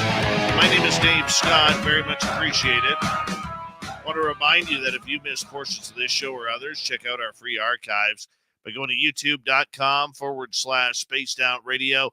Do old Davey the favor, hit that subscribe button. Our website is spacedoutradio.com. We have a plethora of features for you. Rock out to Bumblefoot, read Shirky Poo's Newswire. Check out our swag as well. Follow us on Twitter at Spaced Out Radio, Instagram at Spaced Out Radio Show, and on TikTok at Spaced Out Radio. Here we go. We got Lon Strickler until the top of the hour. Strange Days is what we call this show, where Lon from phantomsandmonsters.com joins us with all the weird, strange stories that he has covered over the last month or so. And you can find all of Lon's book, as he is an accomplished author, by going to Amazon.com, just typing in his name, Lon Strickler. Lon, quick question here before we get to November. This comes from Tracy in the UK again. She is asking, it's taken 75 years for the government to admit there are UFOs. How long do you think it will take the government to admit there is Bigfoot and they've been studying them for their abilities? Hard to tell. There is no indication at this point that, I really don't know how much you know, but I'm quite sure they know a lot. As far as what they have learned about these creatures, unless it's something that they're pushed on or there's a good reason to disclose it, I don't think there's going to be any disclosure. I mean, I really don't. It's just like anything else. Why do they suppress this information? Your guess is as good as mine. But I've seen it firsthand. I mean, I know how they act when you talk to a government, somebody involved with the government, state, local, federal. It's always the same thing, We don't know what they're talking about. Yeah.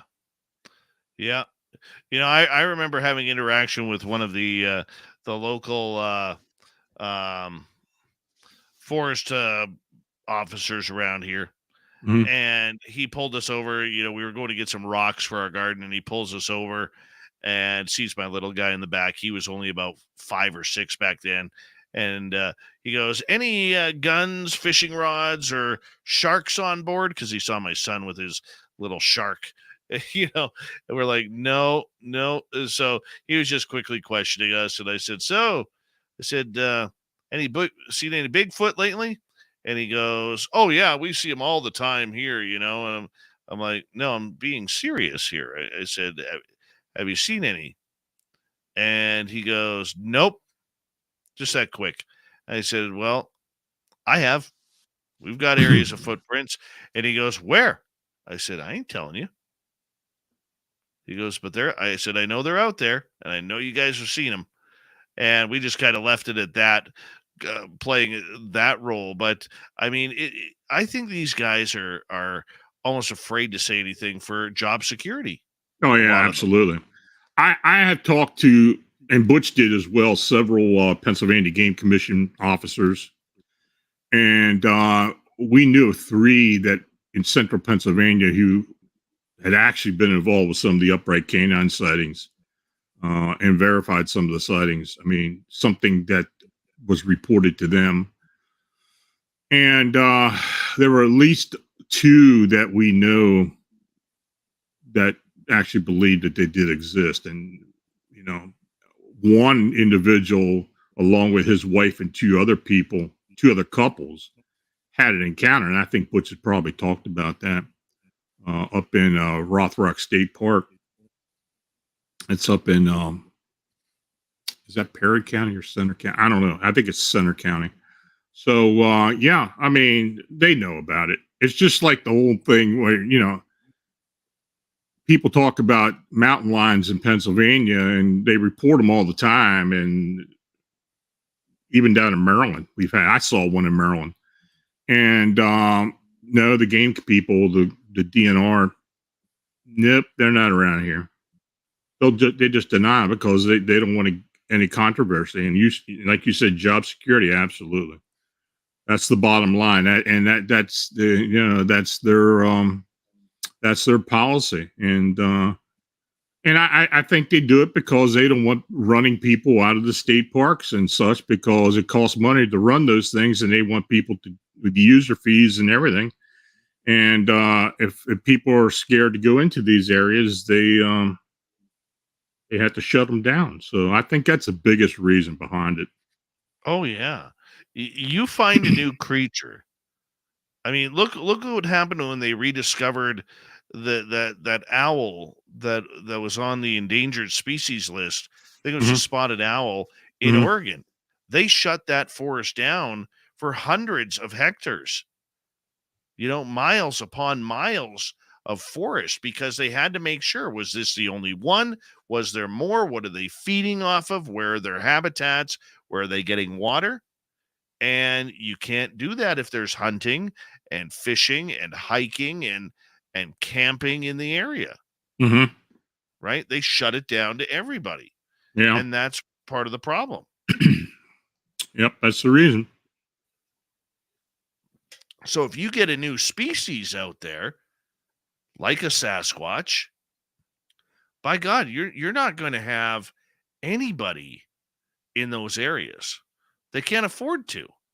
You know, up here in British Columbia, outside of natural tourism, it's mining and gas industry and forestry when you get up into those areas. You can't just shut them down. Well, it's the same here in Pennsylvania. I mean, you know, half the state is state game land or state park. Pennsylvania's got a ton of, you know, public land, and it costs a lot of money to, you know, to administrate and to run these things. And yeah, they do not acknowledge any of that. Never have. But when you talk to the individual, individual commission officers, get a couple of drinks in them, they'll tell you. Always. Yep. All right. You got a report recently from northern Oklahoma where a resident there saw what he thinks is a crawler humanoid. First of all, explain to our audience what a crawler humanoid is. Well, a crawler humanoid, it looks like a very pale looking, hairless humanoid type creature. They're normally the size of a regular human, but they're much skinnier. They're sinewy looking. They kind of look like a large rendition of a gray alien, but they just seem to pop up out of nowhere. They just seem to materialize for whatever reason. And a lot of times the sightings are made by people who are hiking in the woods or hunting in a wooded area or on property, hunting property. In this case, it was an individual who had his family land in northern Oklahoma, a large ranch, and he was up there target hunting or target shooting, excuse me. And one of these things, he saw one of these things, and I tried to take some photographs of it. The photographs aren't that great, but I believe just by his description and the way he talked about it, he definitely saw something. So, but that's the nature of these beings. I mean, they just seem to pop up, and what they are, I don't know. But boy, we've been getting a lot of reports in the last decade or so. I mean, I wrote a book about it recently, the meme humanoids. Are these memes or are these real beings? We don't know what they really are, but there have been a lot of sightings. We've had sightings here in Pennsylvania. We had a case out in eastern Pennsylvania where a woman was in her driving her van one evening, and one of these things literally jumped on the back of her van and got into the van. Oh my! Yeah, and now it was interesting because it had the same physical descriptions. Many of these crawler humanoids, but it was kind of brownish in color. And I believed her the way she talked about it. They had just moved in the area. They were buying they bought a house. It was just outside of Bethlehem, Pennsylvania, and yeah, she was pretty reluctant to come forward on it, but she had nothing to gain by telling me about this. So yeah, these things are popping up all over the place. I've had a lot of people who've had encounters with them. Don't know what to make of them. They're very rarely malevolent. They just seem to hang around. They're curious about humans, but they don't necessarily pose any type of danger. Occasionally, you'll get one that just seems to want to hang around and get in the way and maybe cause some issues, and the person gets a little scared of it. But for the most part, they're pretty docile. Right. Are they the same as the night crawlers that we hear in California? That look like MC Hammer pants that are walking alone. Yeah, they may be. I referenced that in the book. I don't know what the hell those things were. That happened out near Fresno.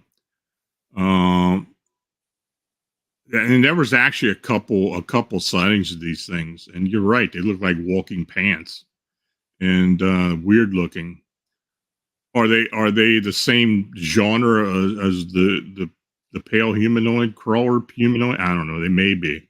I think there's probably more alien, more extraterrestrial aspects of those things as compared to what we're experiencing. And actually, those sightings kind of happened before this whole pale crawler humanoid phenomenon really started picking up. I really got into this phenomena when I started getting reports out in the Sierra Nevadas. There were a couple reports of these pale humanoids, these crawler humanoids, that people were getting back to me about, and I had actually got a hold of some of the park rangers and asked them about it, and they acknowledged people were seeing them. And the name, they were calling it Penelope. That's what they were calling it. That, for whatever reason, that was the name they were giving it. And I had 3 or 4 sightings, pretty credible sightings of these beings. So that kind of got me started on this whole phenomena. But as time has gone by, there've been many, many more. I don't think it's it's kind of a, it's kind of self-replicating. I don't think that's the case. I think people are actually seeing these things. I want to ask you about another strange story that came in about midway through this month. And this one came out of Spring Valley, Illinois, where apparently there's been a Slender Man-like entity and a hatchet man hanging around a graveyard. Oh yeah, that one came. Faces of the Forgotten. That was a gentleman out in Chicago area who does these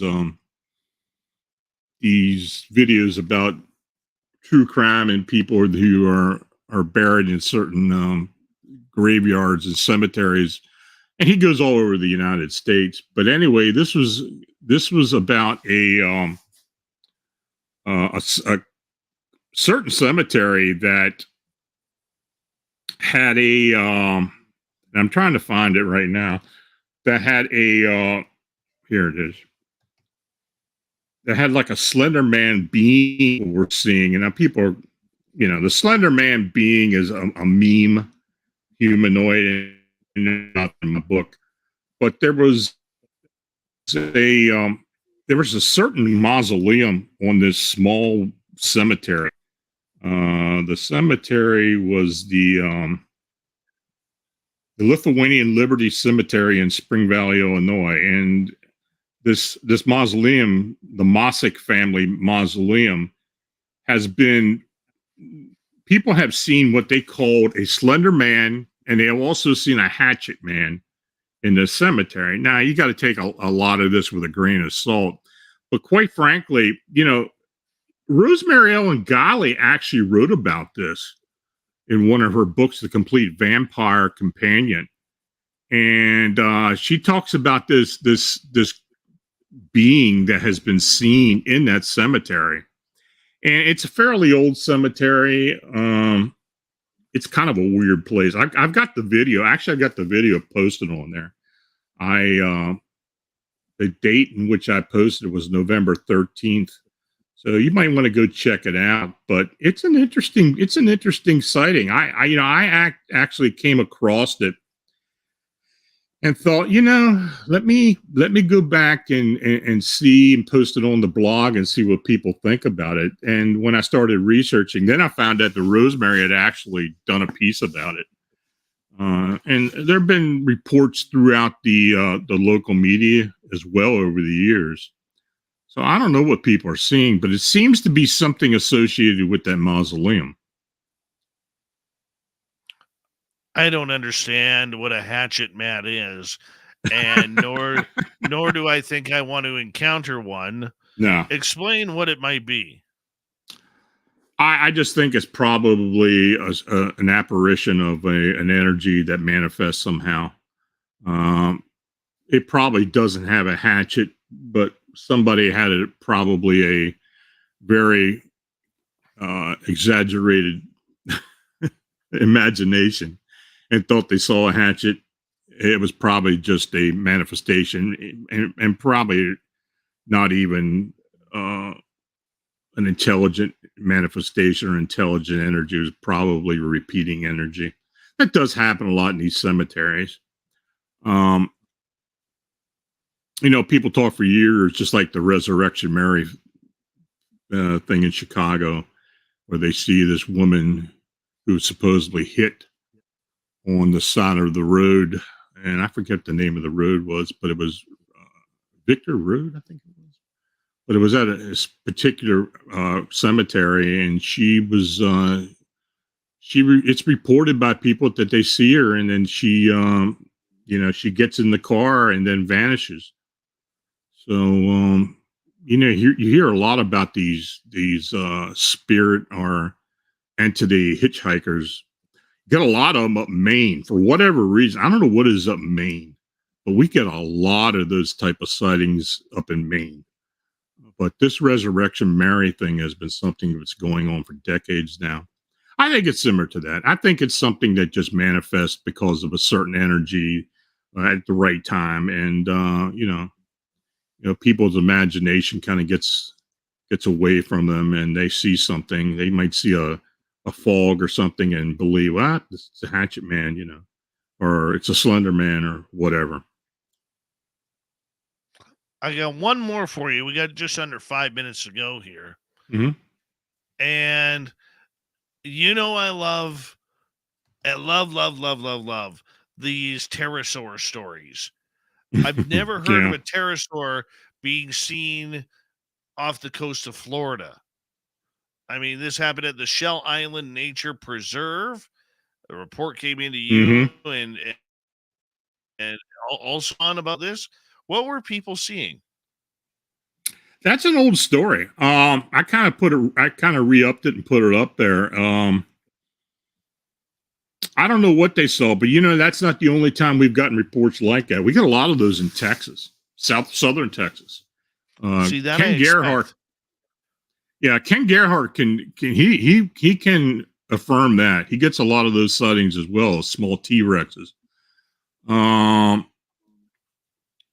But of course, we get the pterodon sightings as well. All through the country, even around the world. But as far as this Shell Island thing, I don't know what that guy encountered. I can't think of anything natural that would mimic that or be close to what would be considered a T-Rex or a small T-Rex.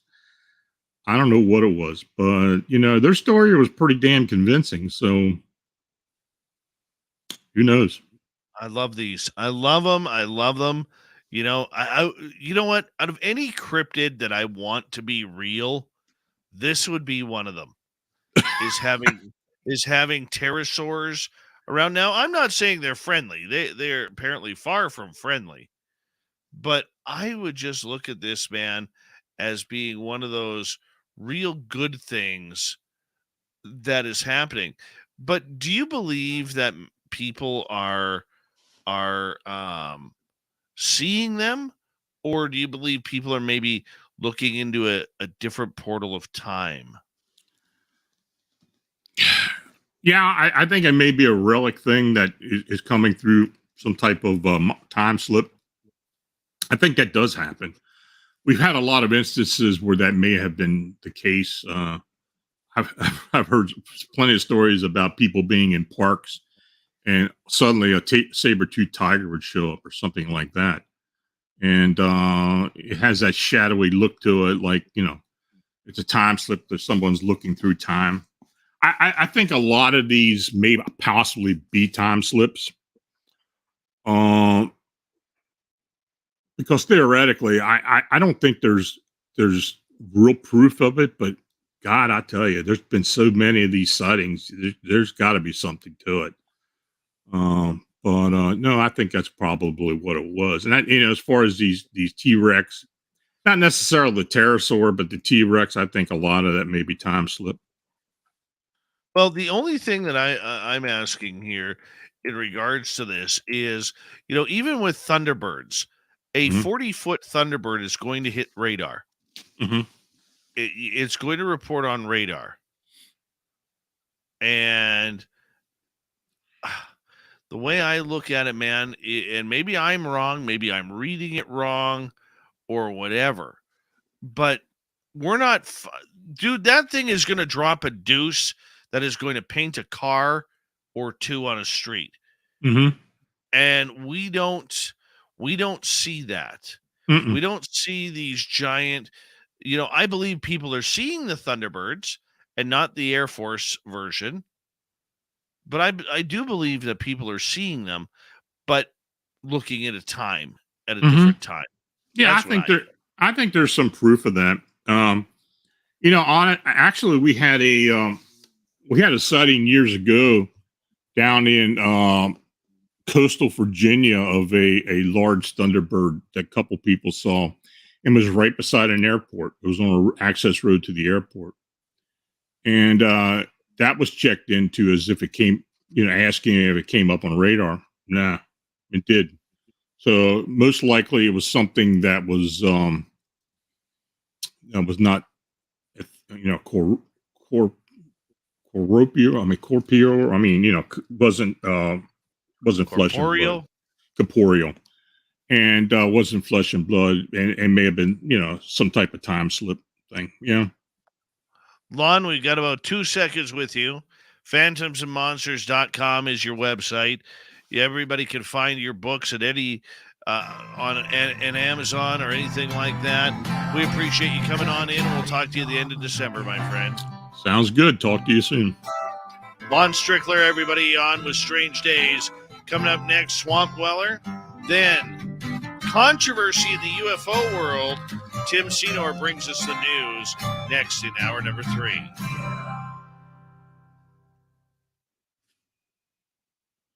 Lon, thank you so much, my man. No problem, Dave. You know, I love coming on here with you. We love it when you're here too, man. We'll talk next month. Okay, you take care. You too, buddy. Take care. Lon Strickler, everyone. God, I love that guy. Love that guy. I'm just going to step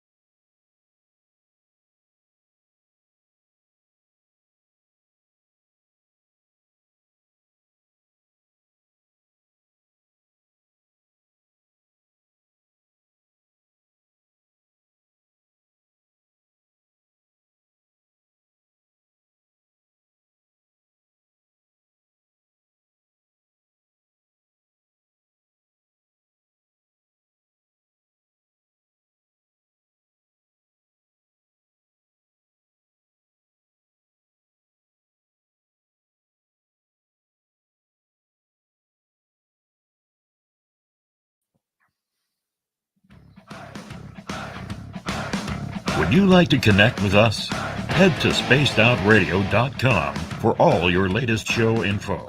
Now, back to Dave Scott and SOR. Third and final hour of Spaced Out Radio is now underway. My name is Dave Scott.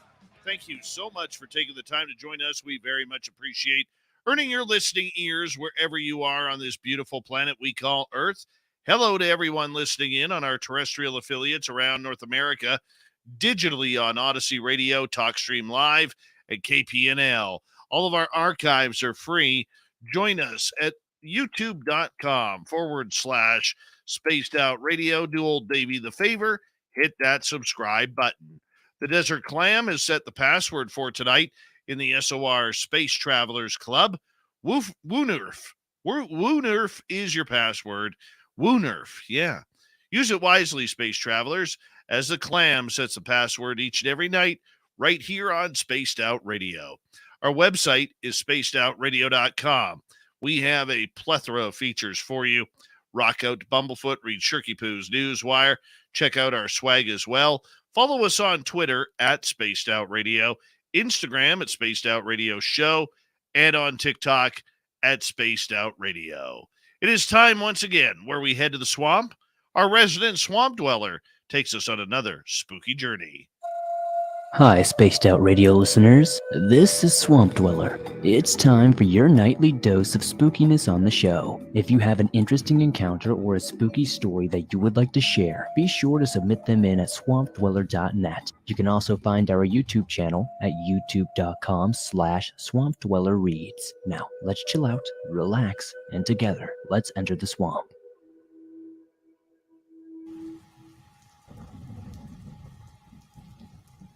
First off, I'd like to say that I grew up in rural Tennessee. Hunting and three-wheelers were commonplace, and I stayed in the woods either hunting or playing a real-life Army role-playing game. No, it's not just role-playing. I've had 7 deployments, and I've had my fair share of trauma. I retired in 2012 and had a tan beret. Some will know what I'm referring to. Anyway, this story was kind of 2 parts. First, my father-in-law got me interested in metal detecting. I know, boring to some. However, having property where a Civil War battlefield and the Trail of Tears went by is extremely neat, and the history right on my property has many secrets there. However, with history comes repercussions at times. March 2020 came and money was tight, so we moved here. The house had to be remodeled, and that's a job that is still going on till this day. I went out on part of our 11-acre spot of land that my wife grew up on. She said she heard some weird things around the area and might have even seen something. Being from the country and seeing the things I have, I just dismissed it. I was out doing a little detecting around the property after a strong storm. A few trees were blown over, and they say rain will push what's in the ground up. I hit on a spot, and I began to dig but was confused after maybe 2 feet and I hadn't found anything. I continued to dig when I saw a huge, what I assumed to be, rock. However, it was a tomahawk. Cool, I thought. I had found a few more items that had to be some sort of Native American-made tool. I brought them up and immediately had this weird feeling. That night was our 2nd night there. We had no water because the lines had to be redone. We had bought a small camper for us and our 9 terriers. These are the most protective dogs I have ever owned, and I've had quite a few. That night, as we went to bed, my wife and I were talking. Now, she has a master's degree, so she has some common sense. So as we talk, the toilet flushed. I looked at her, and we don't have running water. I hadn't hooked the line up yet or anything. Then suddenly, the faucet came on. At this, I'm up. Water coming out with no water. That doesn't make any sense. Let's just even say, being an Army Ranger, this unnerved me. The dogs have lost it, and all 9 slept on top of me or against me. The next day, my little guy that always rides and who I protected from the others had a heat stroke and passed. Out of the blue, I'm all emotional because he slept each night on my shoulder, his spot, and now he's gone. That evening, it's a 2-mile walk away from the driveway to a store. I had loaded 50 pounds in my backpack and walked with it. That night, I'm talking to a friend during my walk, and as I returned, I turned on my flashlight, and as I made a corner in the trail, I saw something out of the corner of my eye that will forever stay in my memory. It was a hulking creature. Kind of looked like the Marlboro Man. It was like a black shadow almost. I double-timed to the camper. I grabbed my AR-15, and I unloaded everything in my backpack. By the time I got back out there, though, nothing was there. And that night I noticed in the mirror as I was shaving that there were things drawn.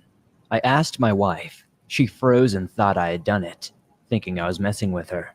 From that moment on, she'd hear my voice, and I'm not even home. It would sound like something on the outside of the camper was scratching at the windows and on the side panels. Sometimes you would even see a silhouette through the window blinds.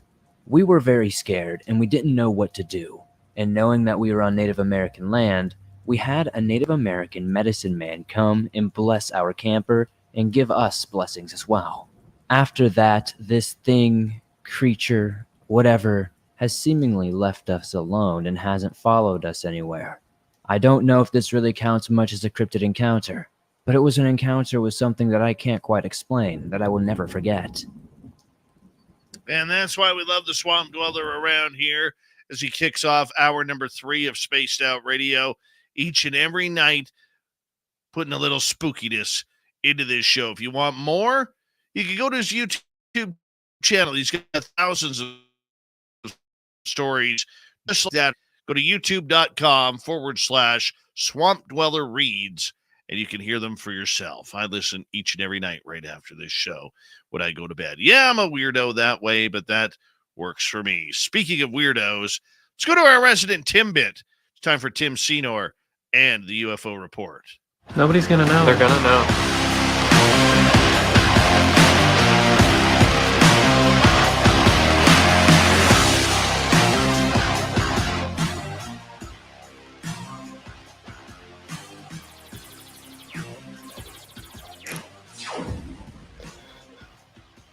My friend Tim Senor, thank you so much for joining us, and you know, I appreciate everything that you do for us around here. It's been a marvelous weekend heading into this week, and we're kicking it off pretty darn good here.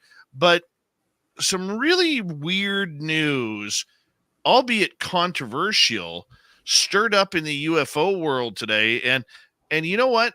I have booked the next 45 minutes of this show to talk about this. It upset me so bad today. And I'm going to let you tell the story first, and then we'll get into it. We'll really, really get into it. Oh, you want me to kick it off? Well, thanks for that. Thanks for having me on, Dave, and thanks for lining me up. So, yeah, we can talk about it, but it sounds like some controversy perhaps between anonymous individuals and Jeremy McGowan stirred up a response through their post, through a post on UAPX's website.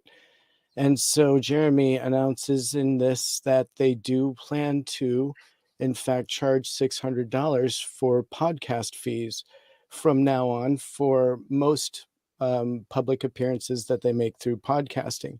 Now, I can go through this post very briefly and give you a synopsis of his feelings and why the administration decided to do this. And I can tell it's going to be controversial, and I'm sure they were pretty aware of it when they put this out there. But Dave, do you want to take a first swipe at how this all kind of came to be, at least this post I'm about to read? Absolutely. Jesse Peak, who is a MUFON investigator out of Pennsylvania, he has a little podcast that he does. And he posted on Twitter, and it came down on our Twitter feed at Spaced Out Radio. If you're not following us, make sure you are.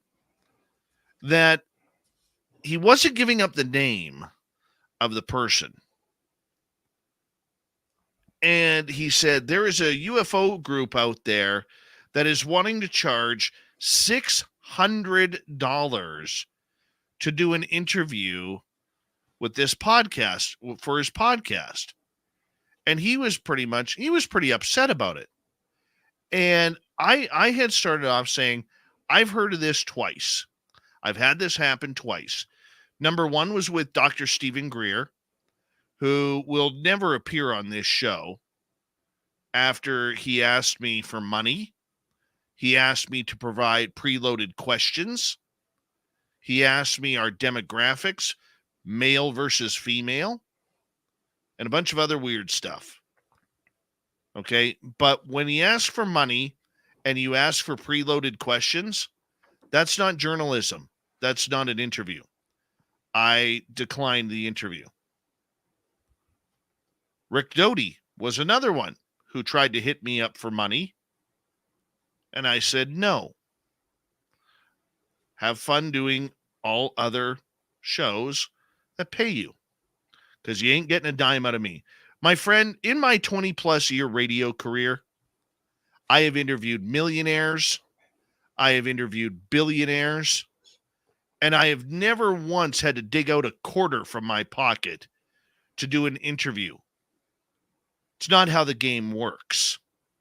So I brought that to the attention. And as I'm following this Twitter feed, the agent for UAPX starts piping off. And him and I get into it on Twitter.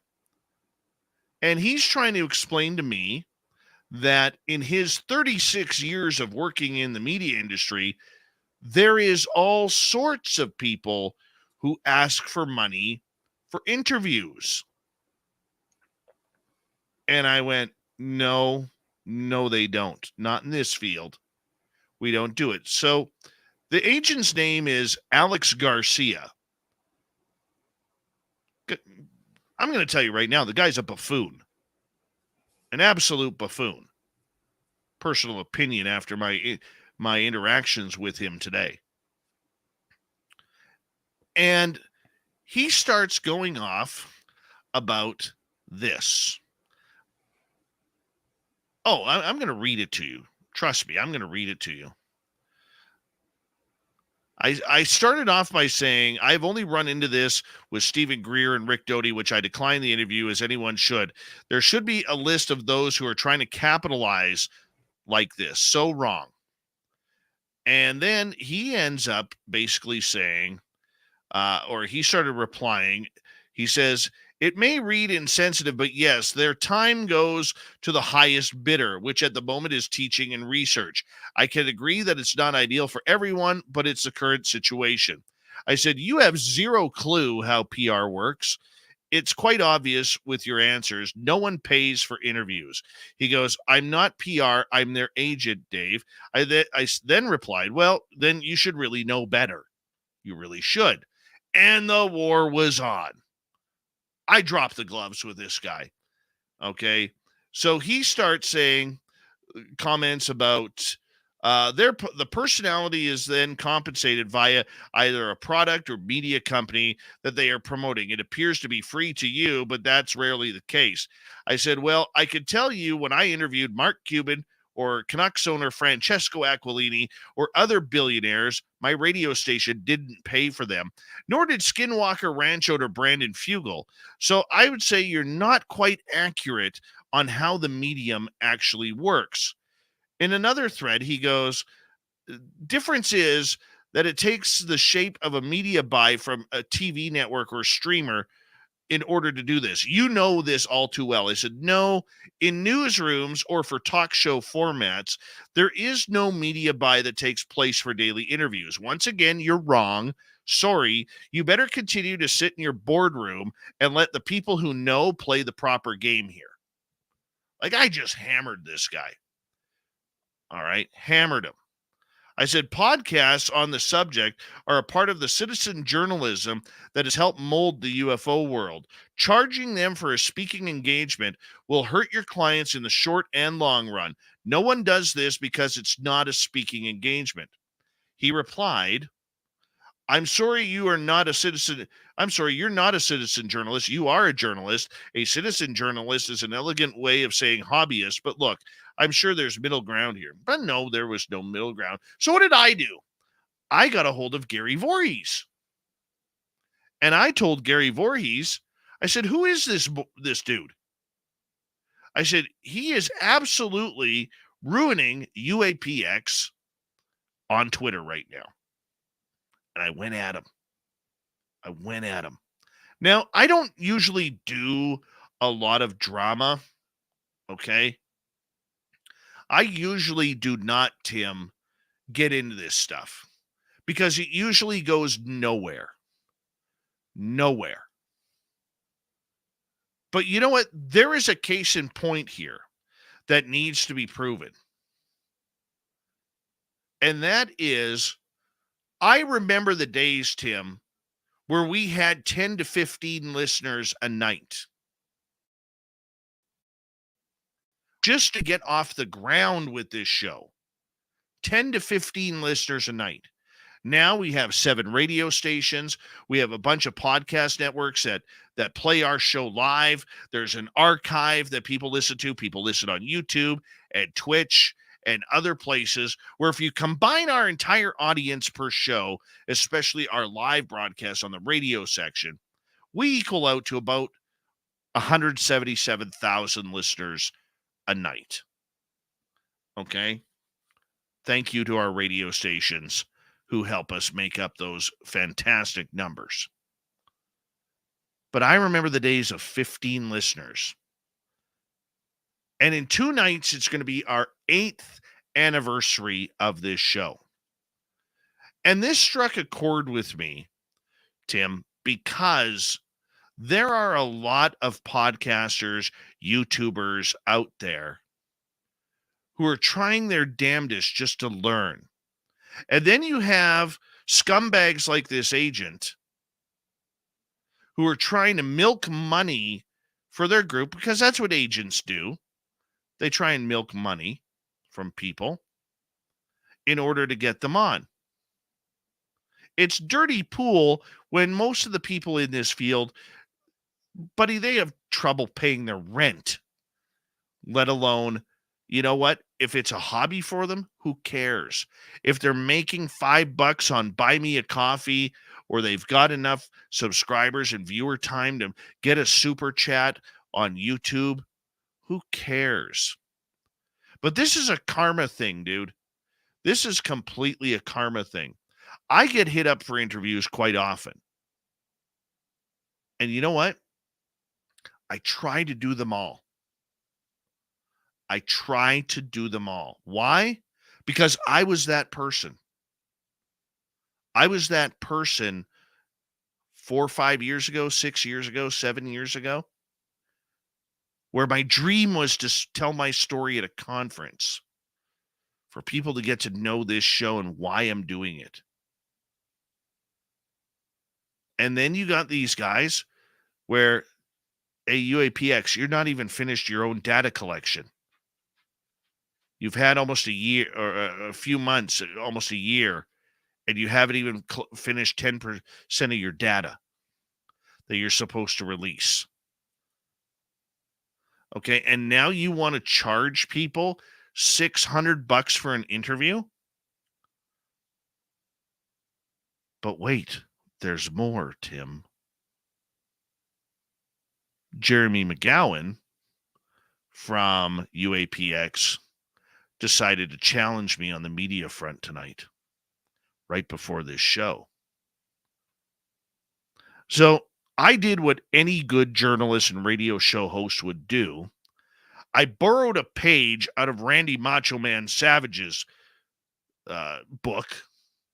I climbed up onto the top rope, and I dropped an elbow right on the solar plexus of this absolute stupidity.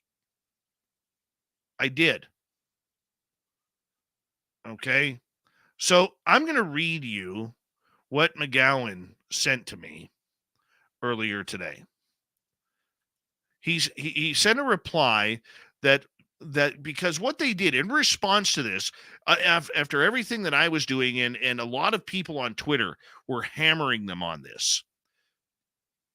Okay, but I was the most ruthless on their agent.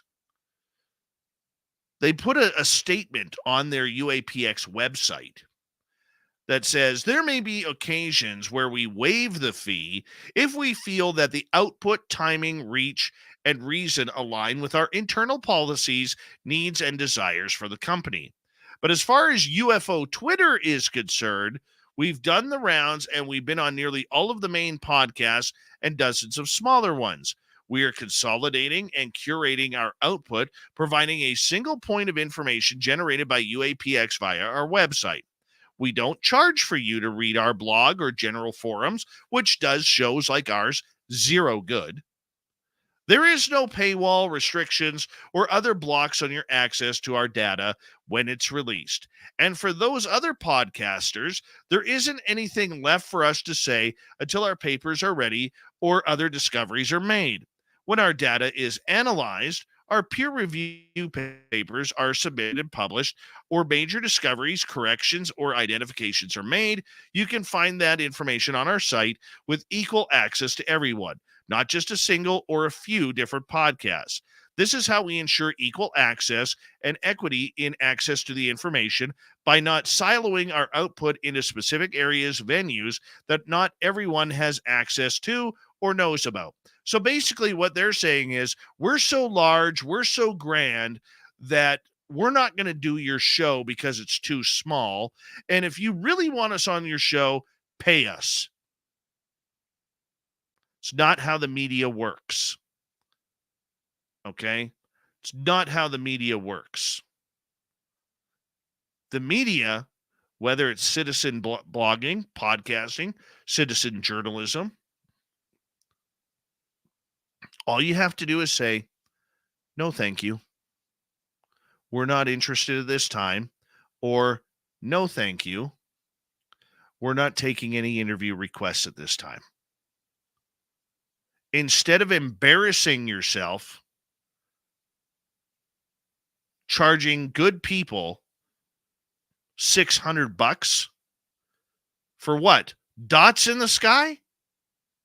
There is not a newscast out there that pays for information on stories. They don't. Maybe the smut tabloids do. Maybe they've been reading a little bit too much Inquirer, okay, or the World Weekly News or whatever it's called, okay? But if you want to play big time, do the interview. If you want to play with the big boys, do the interview. You're not better than everyone else. You're making yourself an embarrassment here. So when we come back from the break, we're going to continue on this topic because this is something that is actually starting to grow in ufology. And I got more to say about Jeremy McGowan and this whole UAPX farce. Can we call it a farce of wanting to charge podcasters $600 for an interview? Just so you know, for the record, Spaced Out Radio has never paid for an interview. Ever. We continue on the show with UFO Report, Tim Cedar, right after this.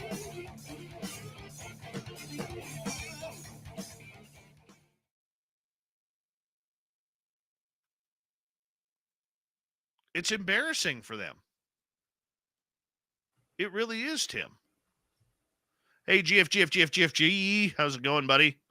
Little Davey Altman, I saw you hiding. There you are. Hey, little Davey Altman. Who else has showed up here?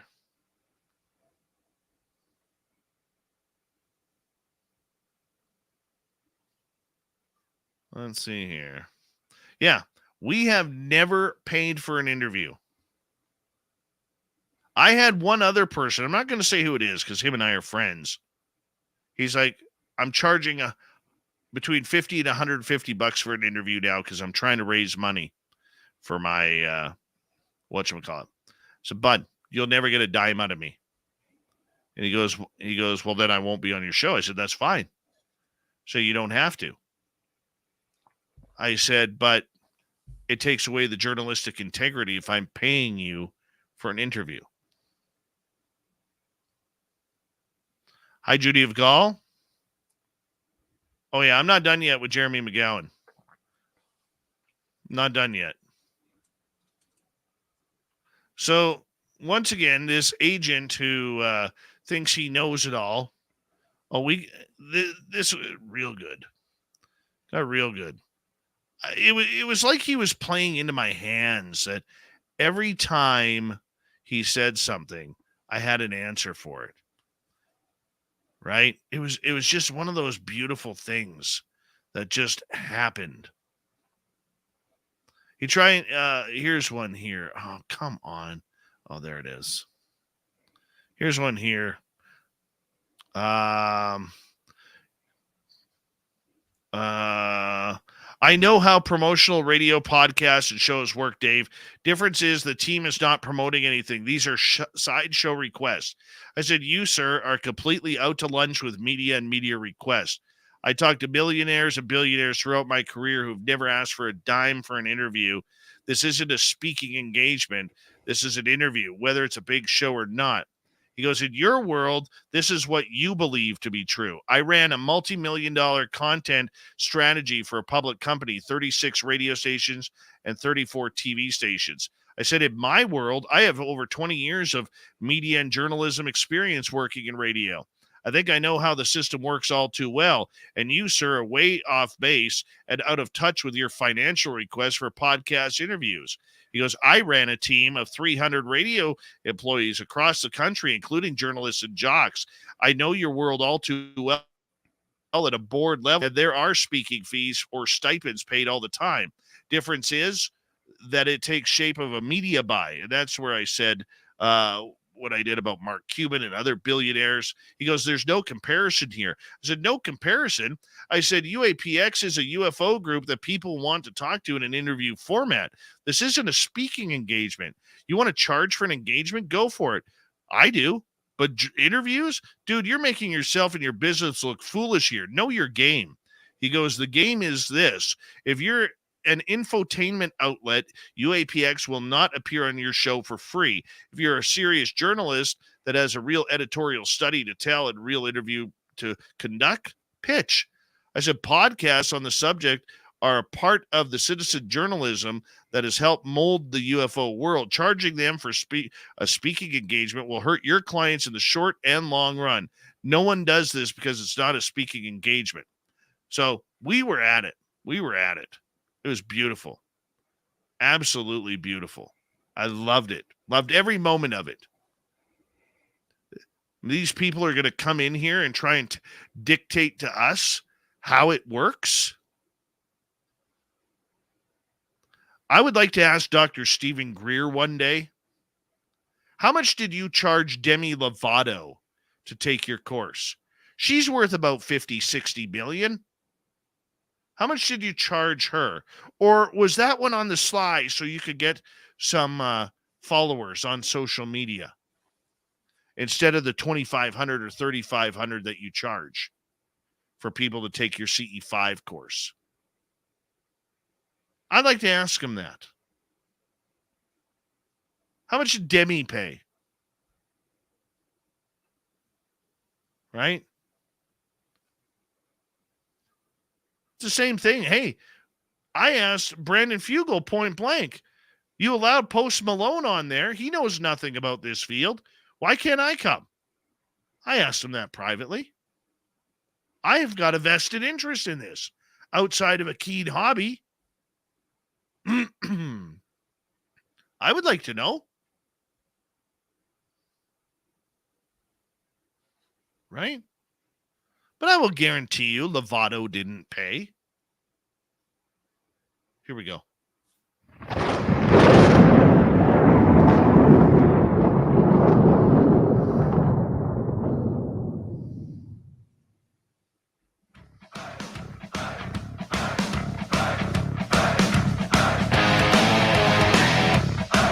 We're rounding third. We're heading for home tonight on Spaced Out Radio.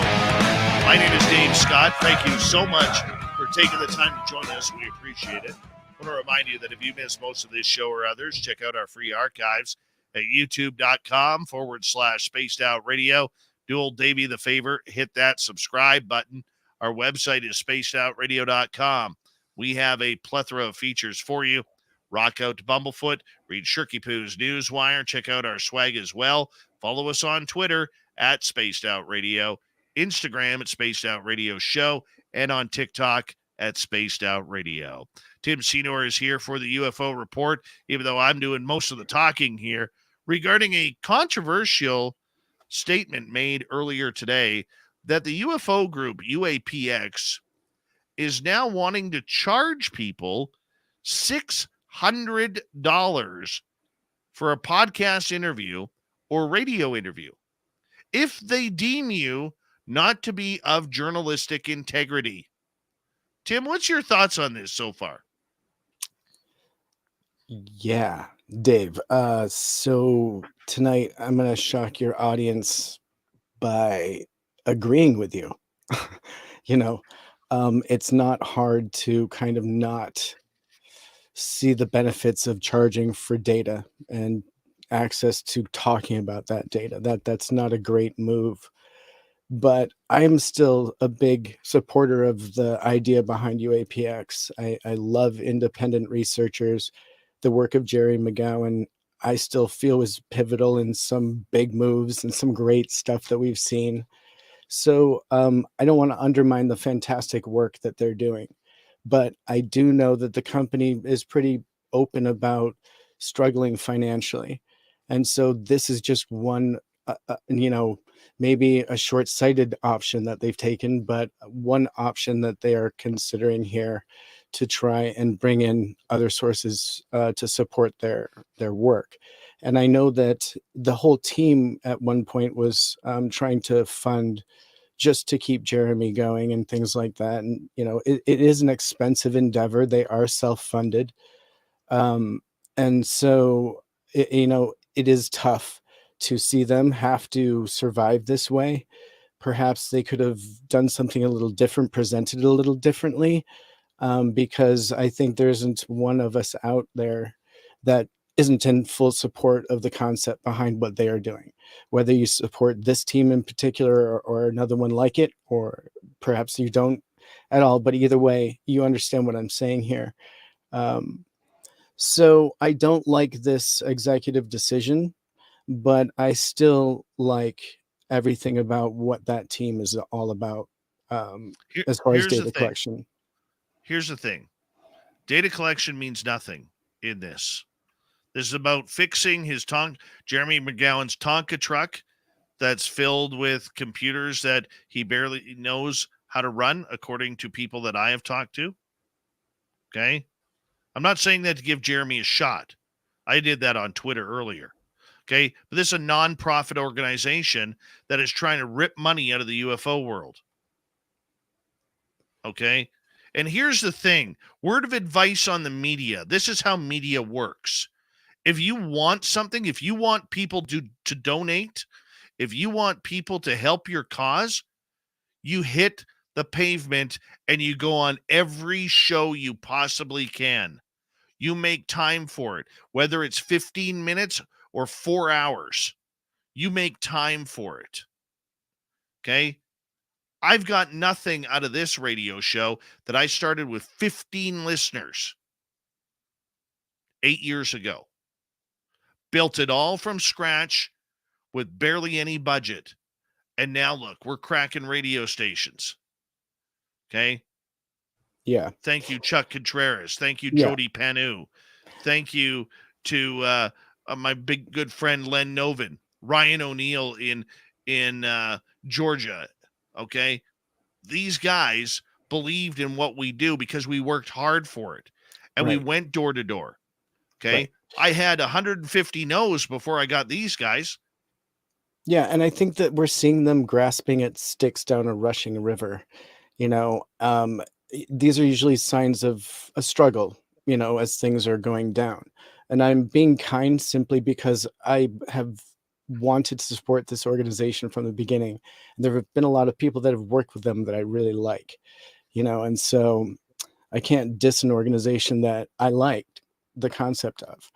So it is hard to see it go down like this. And I hate to see them struggling like this. And I do agree with you. This isn't the way, this isn't the way forward as in an organization at all. They are getting bad advice. Okay. I agree with you there. And I like Gary agree Voorhees. With you there. Yeah. Okay. There are a lot of people in this field who don't like Gary Voorhees. Okay. I like Gary. Gary and I have had some great conversations over the years.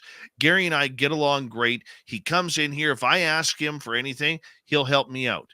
That's the relationship we have. Okay. He's got a fantastic beard. Okay. And you just can't knock a guy like that.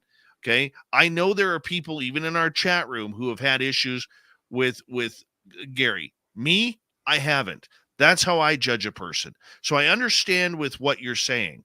Okay. But if you are hurting for a nickel, you get out there and you make a dime. Okay. Right. You go out there and you put yourself out there. So whatever PR person that they are dealing with, or this super agent, okay, who knows more than everybody. Okay. You notice in the tweets I read during the break, this super agent says he has ran the companies. He's never said that he's been in the trenches to know how it actually works. So therefore, he doesn't know how it works. You don't pay for interviews. You don't sit there and try and hit people up for $600. Look, if you want to make money, how about, like Tim said, block your content on your website. Some of it, not all of it, some of it on your website, and have it for pay behind a paywall. Yeah. Okay. Where's your GoFundMe? Where's your GoFundMe? Yeah. Where's your Buy Me a Coffee? Where's your Patreon account? Yeah. Where are they?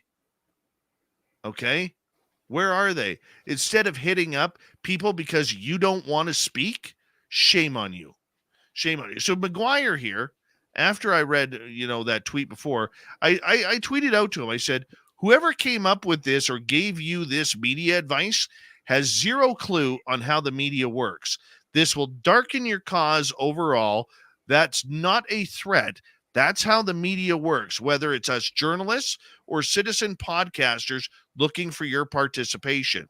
I followed up. I said, you are trying to defend a poorly thought out media blooper that you created. The only people that you are hurting is yourself for this asinine fee for your services. Media is always free. The medium is the message. If you don't want to do a show, you politely decline instead of trying to rip people off. It's an embarrassment. It's an absolute embarrassment what they are doing. I agree with you on that. Yeah. And UAPX, and I'm sorry, Gary Voorhees, you're a friend of mine, okay, but it is my job as a journalist, and I wouldn't be doing my job if I didn't call out your group like this. I wouldn't be doing my job as a journalist. And the UFO world has a right to know about this. We can agree to disagree all night long, but Gary Voorhees, I'm sending this message directly to you because you are a friend. Whoever gave you this advice is a knucklehead, is a dimwit, and is someone who you should probably question your association with if you want to take UAPX to the next level, like I hope and wish you do. I want to see him make $1 million, $2 million, $10 million, whatever it may be. I want to see him do that, just like I want to see every other podcaster out there succeed if they're doing it the right way. Everybody has the right to make money off of something they love if they put hard work into it. Otherwise, we wouldn't have millionaires in baseball. We wouldn't have millionaires working on movies. We wouldn't have millionaires as we stand and watch them on stage strum a guitar or play a piano or sing a chord. We wouldn't have it. Okay? We're allowed to do what we want to do for fun, and we're allowed to make money off of it. But when you try to rip people off, that's where the scumbaggery comes in. I just invented a new word there. Scumbaggery. You know, Dave, I've got a quick question for you. I wonder what we could get for our $600, though, because just to downshift for a moment, let's just think about how much fun we could have with $600. Just saying. You and I had a lot of fun at the bar in Vegas. True, but Where it would you also where be you fun watch me to. you watch me drop $200 on back massages while we drank. I think you drank scotch and I drank vodka sevens while we played poker Yeah. on the video slots right there. Okay. I'm just saying. I'm just wondering what you get with that $600 if it's a couple hours and they can't leave. I don't know. Anyways, I'm No, just saying. I mean, I understand either way, 100%. There's no way anyone should be charging for interviews. Defeats the absolute purpose. Yeah, but and this yeah, please. but the sad part about this is there are a number of names out there, and I'm not going to say who because I haven't got confirmed yet. But apparently, there are a number of names out there now that are literally trying to charge money for interviews. Now, let me tell you something how this works. Remember how, Tim, I'm going to sound like a guy who's standing on top of his popsicle stand right now. But remember, I told you point blank that people can get paid for their engagements. I've been to conferences where I got paid. I had my travel paid for, my food paid for, and a little stipend to say thank you. I've never made more than $500, and I've done conferences for free. Okay? All I expect is help me get there and whatever else you can do. But there are people out there who are charging $1,500, $2,000, $2,500, $10,000, okay, if not more, for their speaking engagements. That's fine. That is what your time is worth. My time, still being a small guy on the totem pole, isn't worth the value of, say, somebody like Richard Dolan or Linda Moulton Howe or someone along those lines. Okay? But you know what? I could call those people up. Like, I called up Grant Cameron the other night and said, Grant, we need to do a year-end show. He goes, great, Dave. Great. When do you want to do it? I said, how about next Thursday? He's like, I'm in. That's how it gets done. Right. No money, there's no contract, because we're journalists. We're doing a radio show. Okay? Yeah. Somebody wants to pay me to fly down and speak in front of a group to give my opinion on UFOs and woo? Damn rights I have a fee. Absolutely. Do you think that this was in any way in part to discourage doing more podcasts and maybe even the group members from doing more podcasts unless it's been confirmed and paid for, because some of their individual group members may have been doing more podcasts than others, and some of it was solicited and some of it wasn't, so they were Comes just with trying the to job. right, but I mean, were they trying to maybe corral it by putting this together this way? You're I'm just allowed to say no. Look, I just did a podcast the other day. I don't think they have 300 subscribers. Okay. But they were big fans of mine. They're a Canadian show. And they're like, dude, we really, really want you on. Yeah, I'm in. I'm in. And guess what? In our conversations, dude, I found out that these guys have some amazing stories. I'm going to be booking them to come on this show. Okay, because you guys are in for a treat when you hear this. I'm going to keep that quiet for right now. But so let me ask a question. So maybe we Sure. could spin this around somehow and make it a positive. How do you think they could have handled this if they were Good looking question. to? Please. Good question. That's easy to get to. Number one, you never have to say yes to a podcast or radio show. So, for instance, when somebody hits me up, I look to see who they're associated with. I look to see if they are using the term journalist, because in the UFO world, there are a lot of fake journalists out there who've made careers in this field. I don't want to associate with people like that. Okay. If you come to me and you say, hey, I'm a citizen journalist or I'm a podcaster, I love this topic, really want to get into it with you, yeah, I got time for you. My fee is $0. Okay, but it's karma too, Tim. It's karma. If I say no because I'm too good for that show, or I'm too big for that show, or they don't have the following, what's going to happen when I need somebody? That's a karma thing. But number 2, okay, you're allowed to say no if you don't want to. So you can do your research and just say, you know what? We're not doing interviews right now.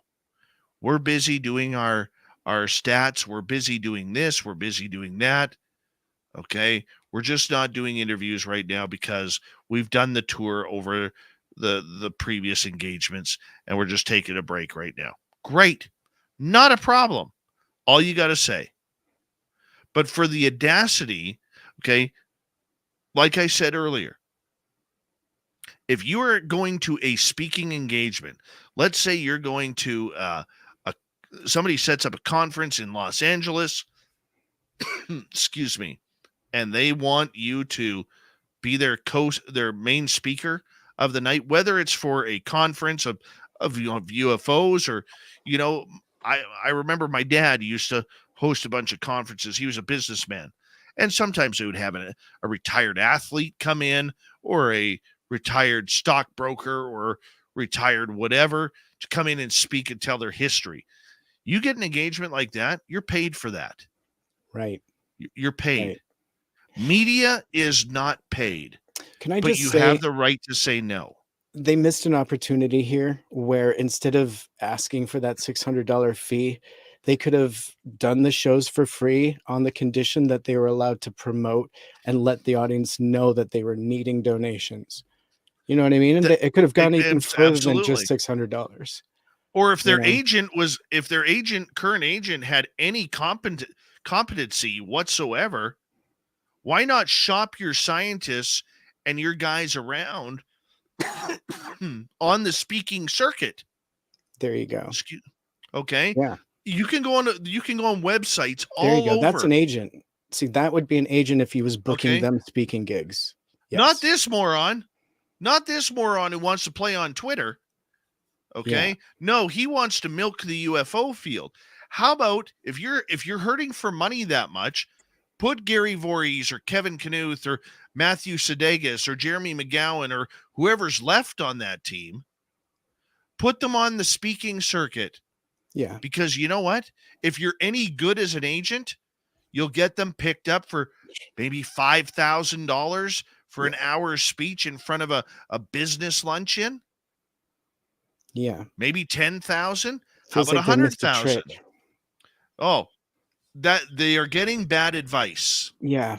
They are getting bad advice. And it just seems like every time UAPX takes one of these turns, it goes down the wrong corner. And I don't like that about it.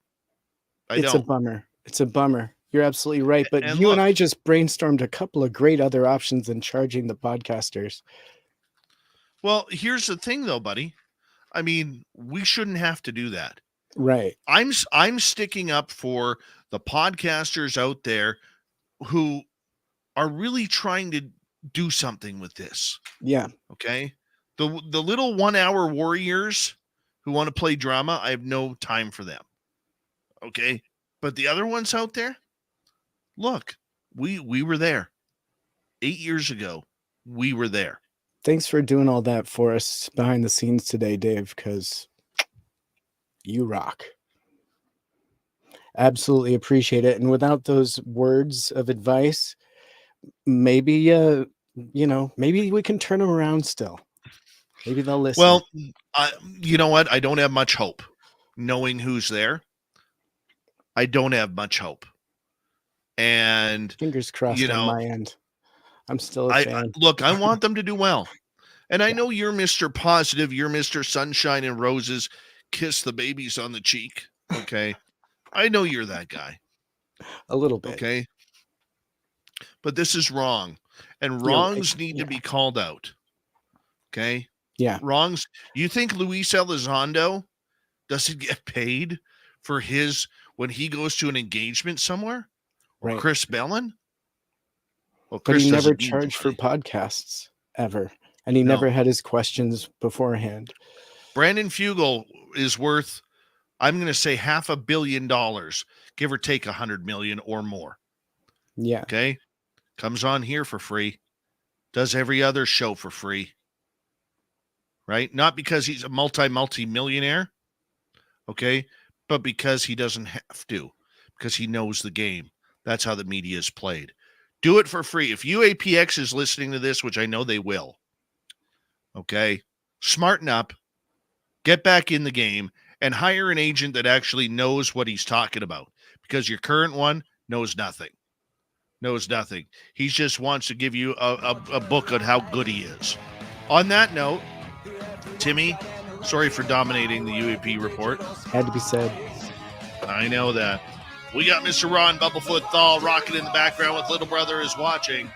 Bumblefoot is the official music of Spaced Out Radio, rocking us in and out of every single show.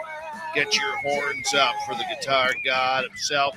Special thanks to everybody listening in at home, at work, in your cars, wherever you may be. Thank you to everyone in our chat rooms tonight. YouTube, Twitch, Facebook, Spreaker, the Space Travelers Club, and on Twitter, hashtag Spaced Out Radio.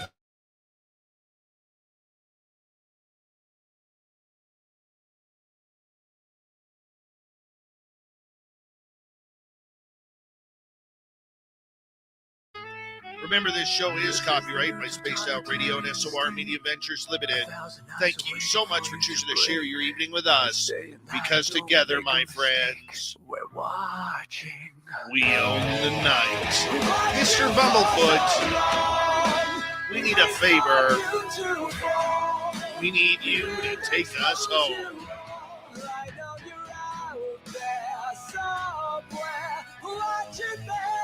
Yes, the Woo Train has docked for the night. But soon, my friends, we shall ride again. Your seats are always available. Your tickets never expire. And if you want to bring a friend, we've got room for them too. Good night, everyone.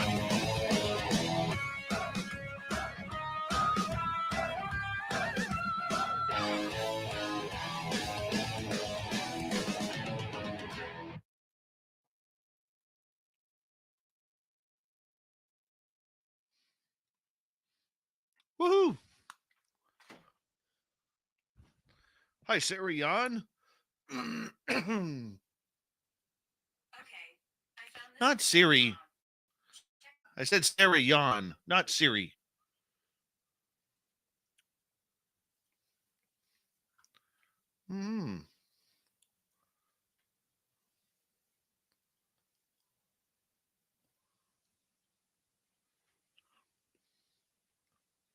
Thank you, everyone.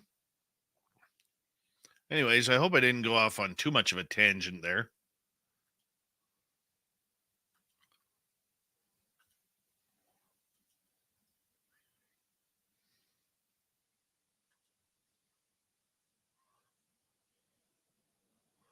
All right.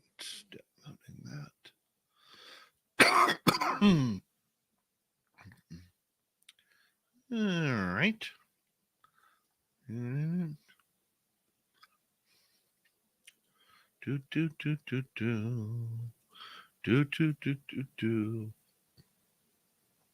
Jason Pearl, how you doing? Stephen Finnegan, how are you, my friend? Good morning to you.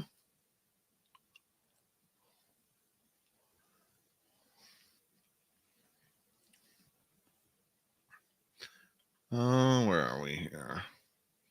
Okay, I'm going to go to here.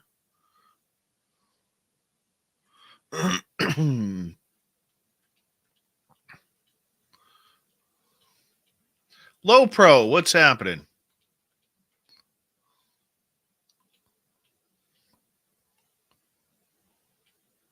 Judy of Galt, thank you for that lovely super chat right there.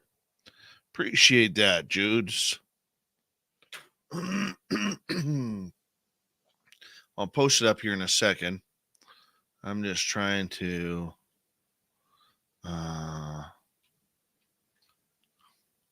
Fix something here that needs to be fixed.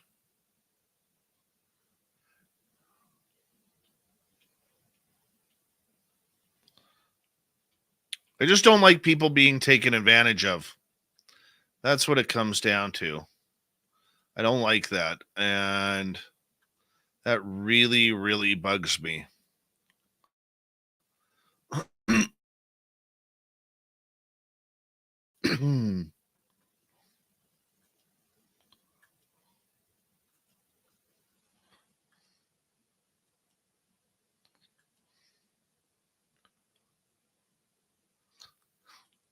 Stephanie, you got to pay me to come on the air. My time isn't free, you know.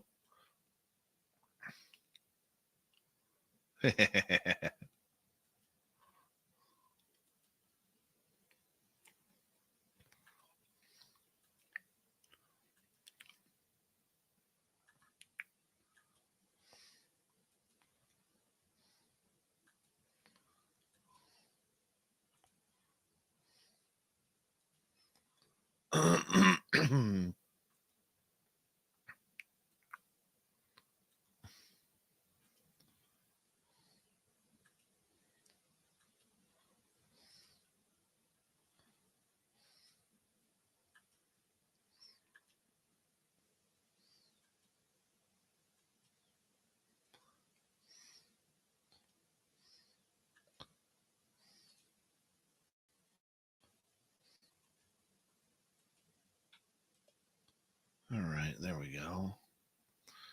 Now I can close those off. Excuse me. David Lyle, how you doing?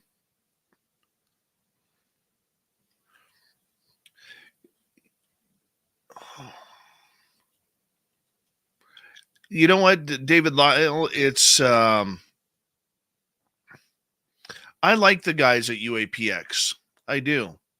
I don't know Jeremy McGowan that well. Okay, I have no idea who this agent is. I know who their former agent was, who treats me very well, even though he'll never get me a television gig because he calls me too salty-haired and chubby. Little Davy Altman, where are you? Anyways, I don't know who this agent is. I think he's giving him bad advice. And that's my public opinion on that, and I'm allowed to have that opinion. Guy may not like it, but he ran into a pro today.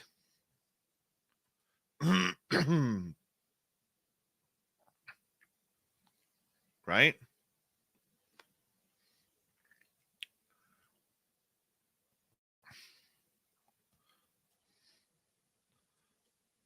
You know, and if he tells people to boycott my show, we got hundreds of others, thousands of others who would love to be on.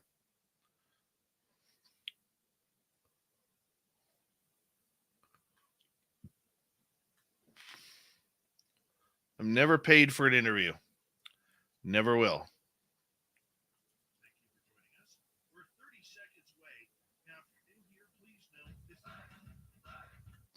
That's where we're going to go from, right there. Right there. Cut that.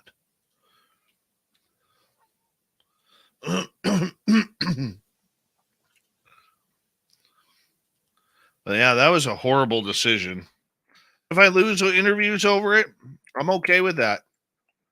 I'm okay with that. Sometimes you have to stand up for what you believe in. And, you know, this is why, and I'm not trying to sound like I'm lecturing here. This is why I tell you guys and caution you guys, do your homework on who you listen to. Okay? Do your homework on the credentials that people put out there.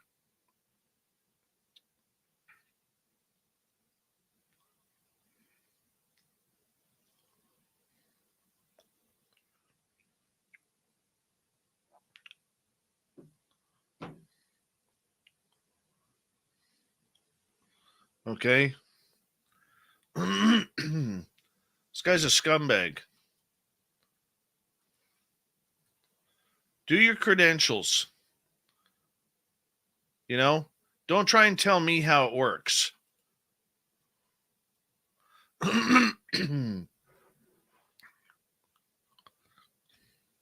Right?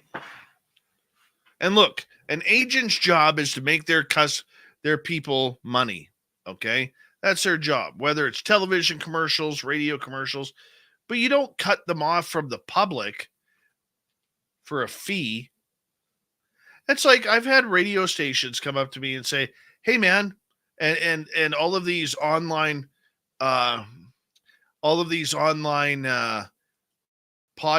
networks. "Hey, man, we'd love it if you brought Spaced Out Radio over. It's only going to cost you $68 a month." I just did, Tim. So I thought. And I'd be like, hold on a second here. You want me to produce my own show. You want me to bring it to my business, to your program. And then you want me to pay you for my work. Okay.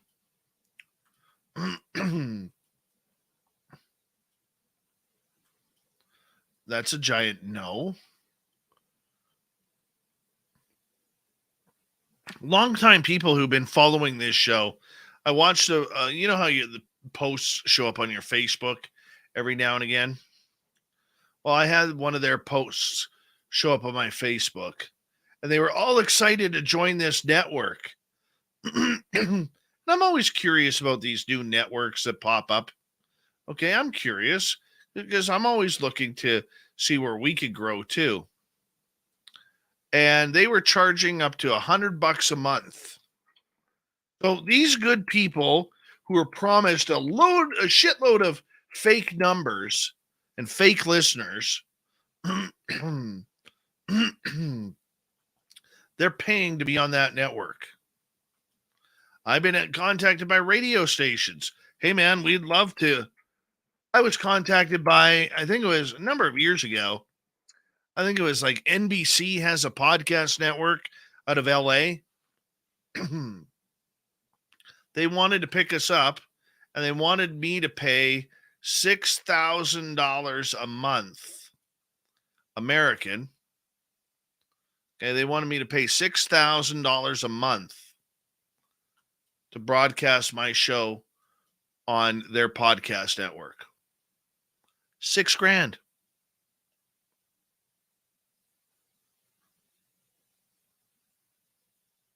Right? Oh, Doug Shelby. I actually, with a few of them, I actually started doing that. I finally started saying to them point blank, I'm bringing you listeners. You need to pay me. Oh, that $100. You want to pay me $100 a month? Wonderful. I usually charge $500, but for you, I'll do $100. That's what you can afford. No.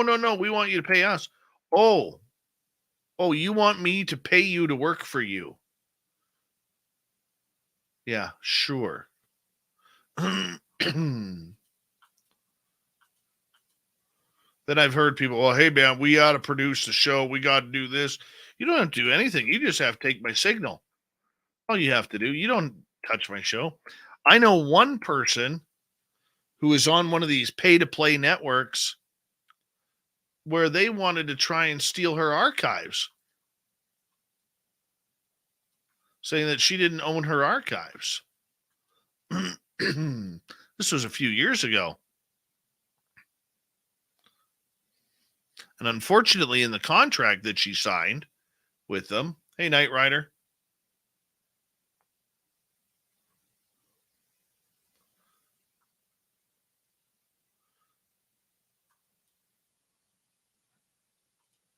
Right? You don't pay to play. It's friggin' podcasting. Let's see. I could build my YouTube channel from scratch and potentially get paid off of that. Or I'll pay you so you can give me fake numbers showing that I have 1 million listeners a month. I showed one guy. I wonder if this idiot still is around. I'm not going to mention his name.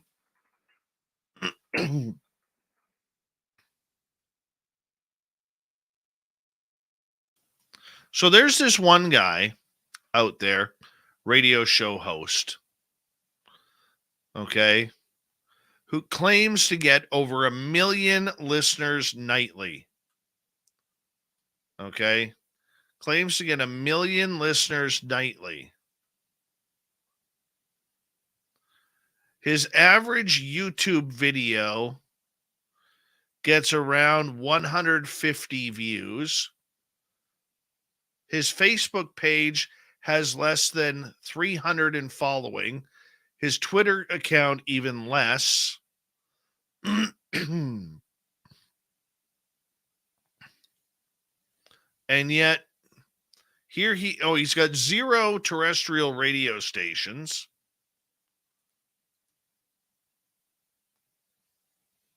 And here he is trying to say that he will tell guests that he has 1 million listeners per night.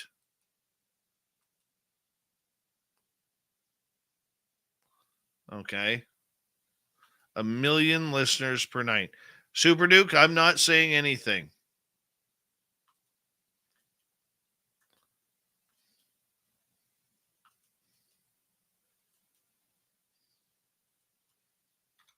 Okay.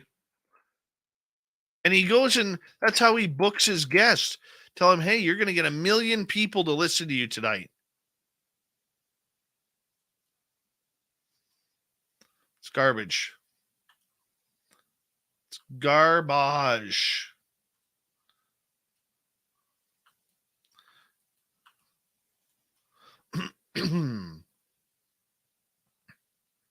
Hi, Chili Peen. We'll give you a little bit of that right there. We'll give Sarah a hello right there. Blue lipsticks. Is that purple or blue lipstick, Sarah, right there? Looks kind of like a purple. Sarah Yon.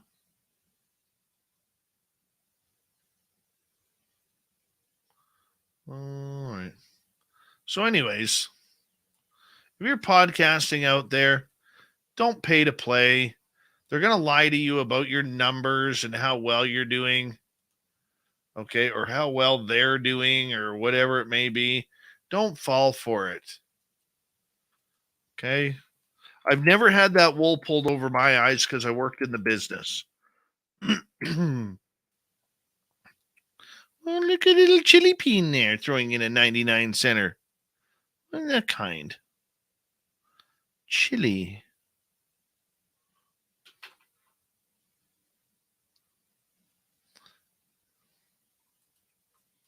Sarah, how's grandbaby? He's good. Tell you a funny story about him tonight. I got a photo that when my daughter was changing his bum, he hadn't quite started yet, and he blew up. He blew up, and there was poop all over his changing table, poop all over the walls, and poop everywhere. Thought it was fantastic. It's my boy. Couldn't have been more proud.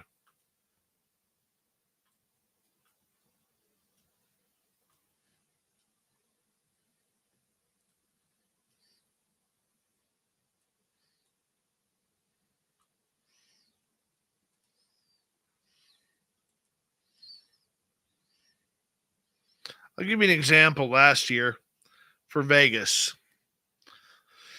I paid $3,000 out of my own pocket to make sure that Vegas happened last year. $3,000.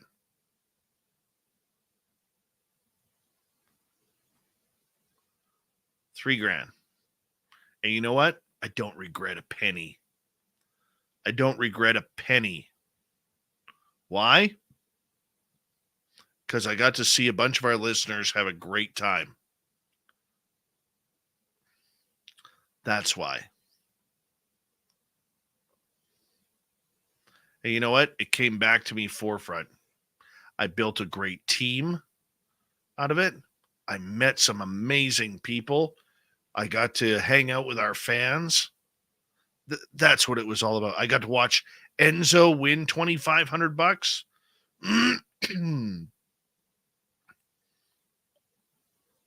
That was worth the $3,000.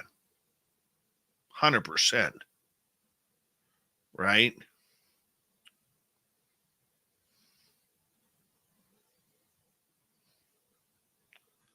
Hi, T2E. You're still around. I really enjoy the fact that you come in at 9:06 every time. Every time. You wait for the music to play and then you come in. I like little quirks like that. I catch on to stuff like that.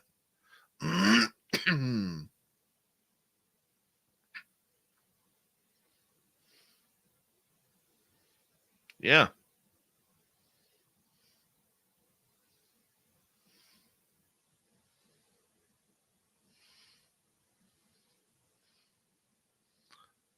So, anyways, there's a lot that can be done out there that UAPX or other people could be doing. What's the temperature outside here right now? It is minus 20 degrees Celsius. It's freaking cold. Convert Celsius to Fahrenheit. So that would be minus 20. It's minus 4 degrees Fahrenheit right now.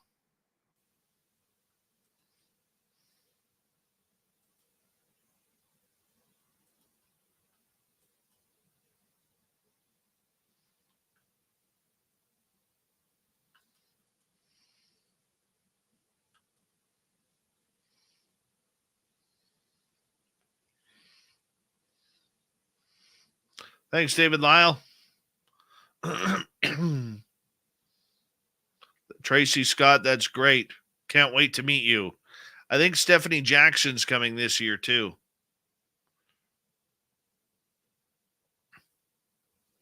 And YJ, how much snow do you have up there?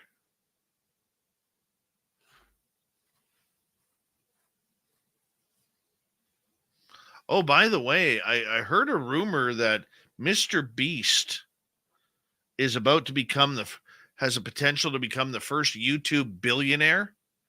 He's about to allegedly sell shares in his company that includes the YouTube channel, which is going to make him an instant billionaire.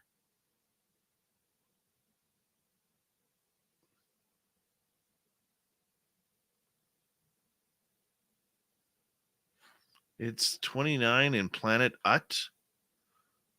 Is that Utah?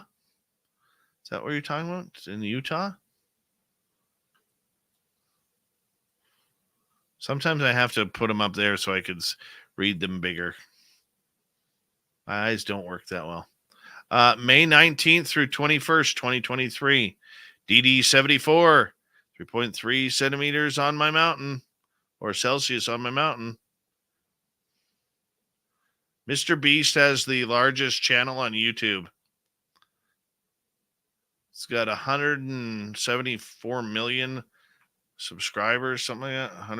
What does Mr. Beast have now? So this gong. So Mr. Beast. Sorry, he's got 114 million subscribers.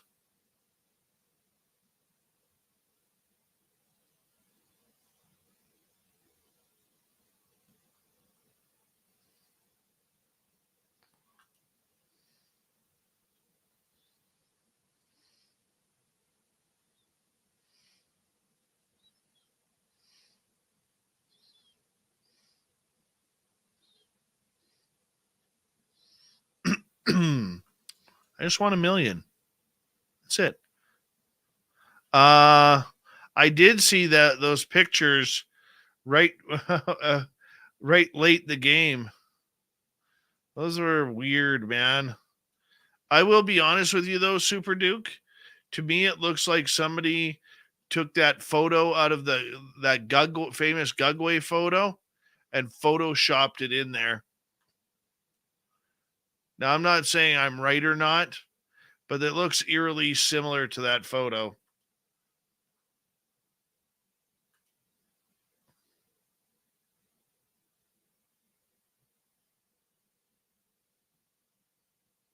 Well, that's from a video. Have you seen the video?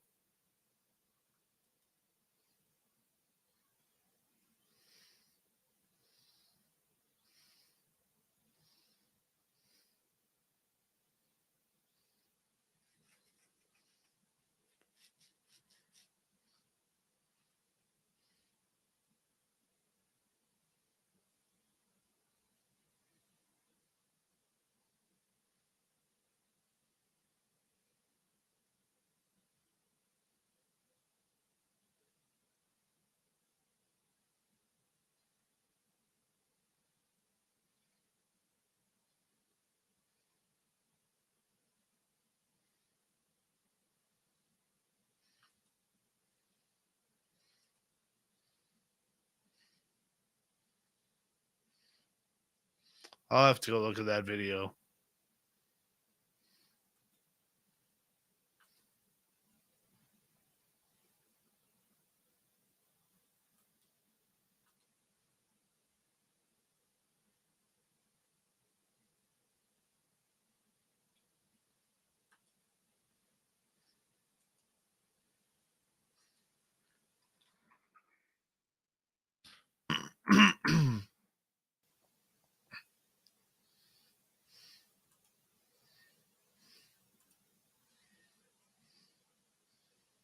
I'm going to start these. Give me 2 seconds. Kind of forgot to start uploading these.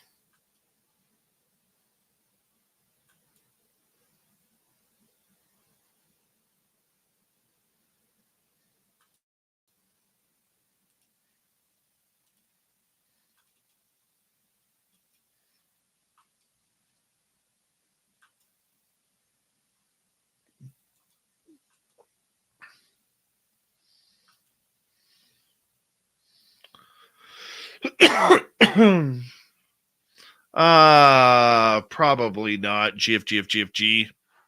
Probably not.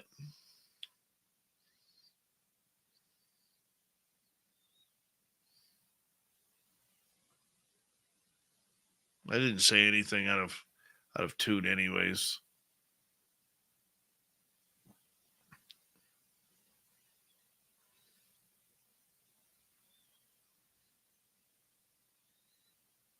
Except maybe the guy not knowing how to do his job. But hey. Speaking of job, I'm just going to go check on my boy. I'll be right back, guys. So I haven't checked on him in about an hour and a half.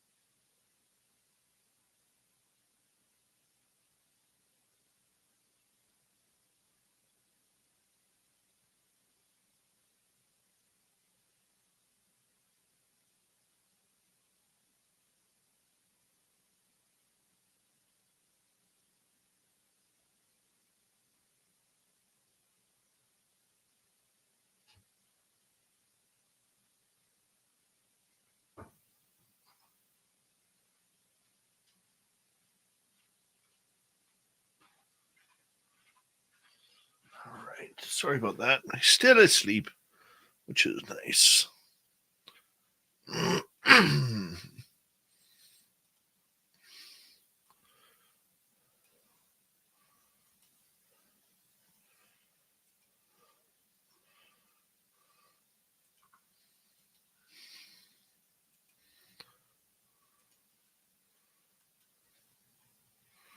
Good night, Jessica S. I Jedi 4-wheel drive. Who doesn't have a 4-wheel drive?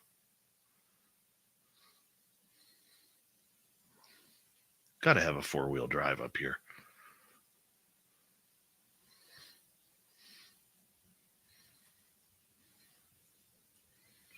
How thick are the walls up here? They're pretty thick. I have an older house, so I just redid all my heating this year. Had no choice. 20. It doesn't. -20 is nice to breathe. It really is nice. I know that may sound weird, but -20 is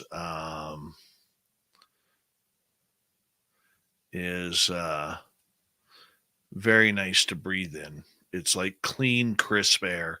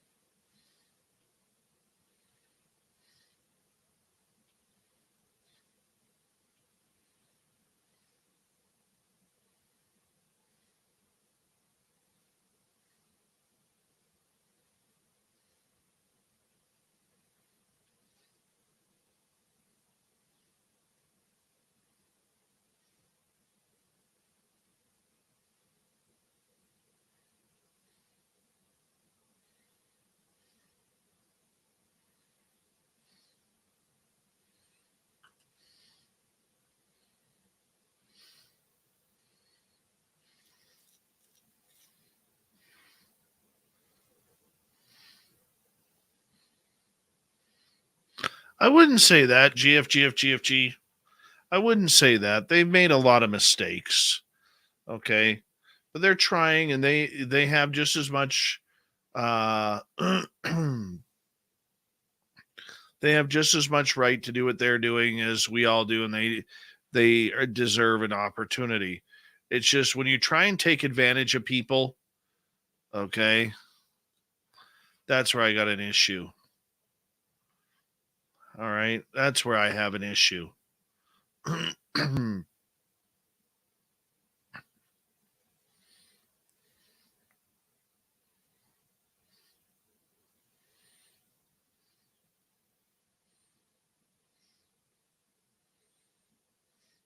You don't take advantage of people. And where people in this community get off on thinking that I'm going to charge the UFO community money for an interview, give your head a shake. Okay? Guarantee you, nobody will ever be paid to be on this show. I will never pay money to get somebody on this show. I've had famous people, I've had rich people, former Hollywood stars. Okay? We've had a number of great people.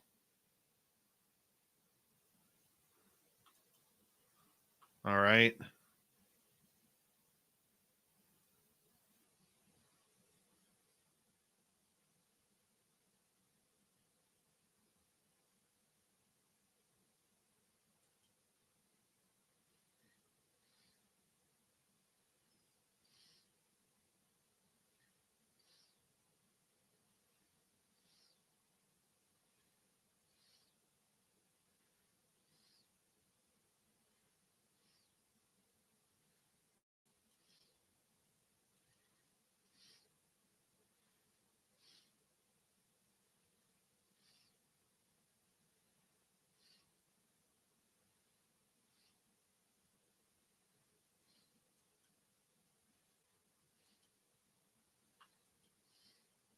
Hey, my brother Eugene, how are you?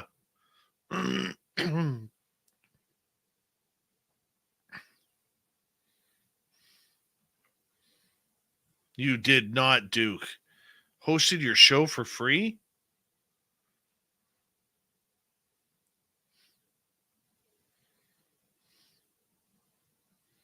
Oh, yeah. It's all right there. I'm leaving it up. The agent is just out to lunch with his thinking. Just out to lunch with his thinking. It's not cool.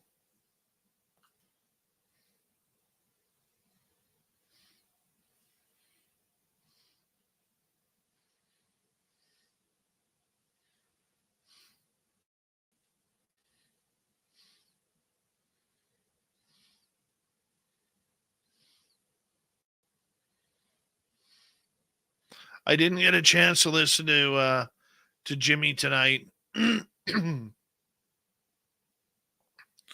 That wouldn't surprise me.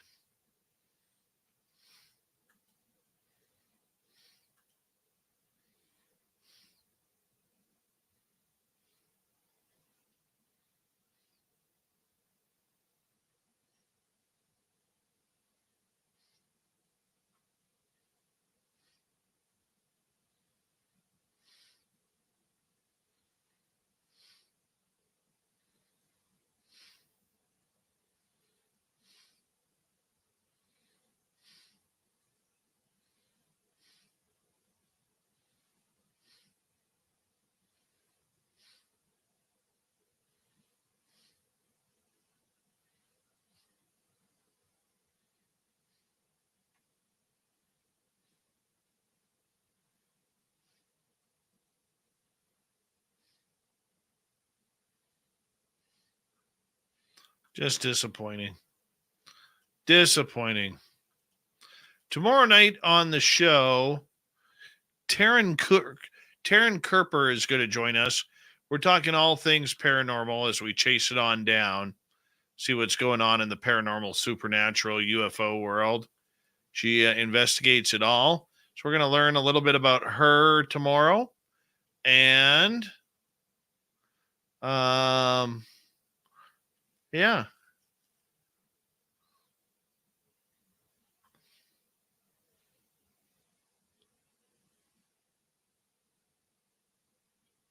It's going to be good. Going to be good. We'll do that tomorrow.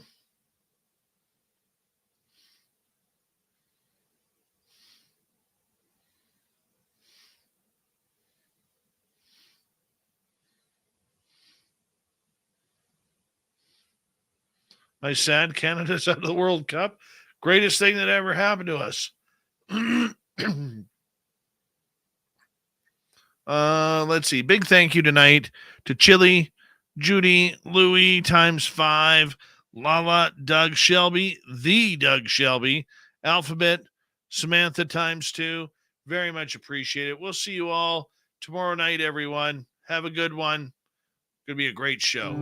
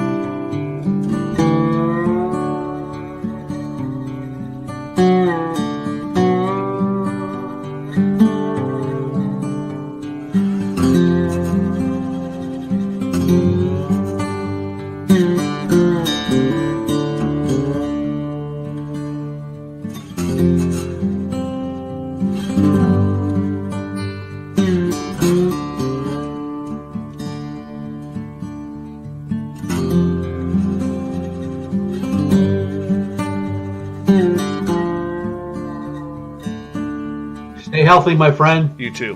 You need bail money, give me a call. Always, Dad. Take care. You too.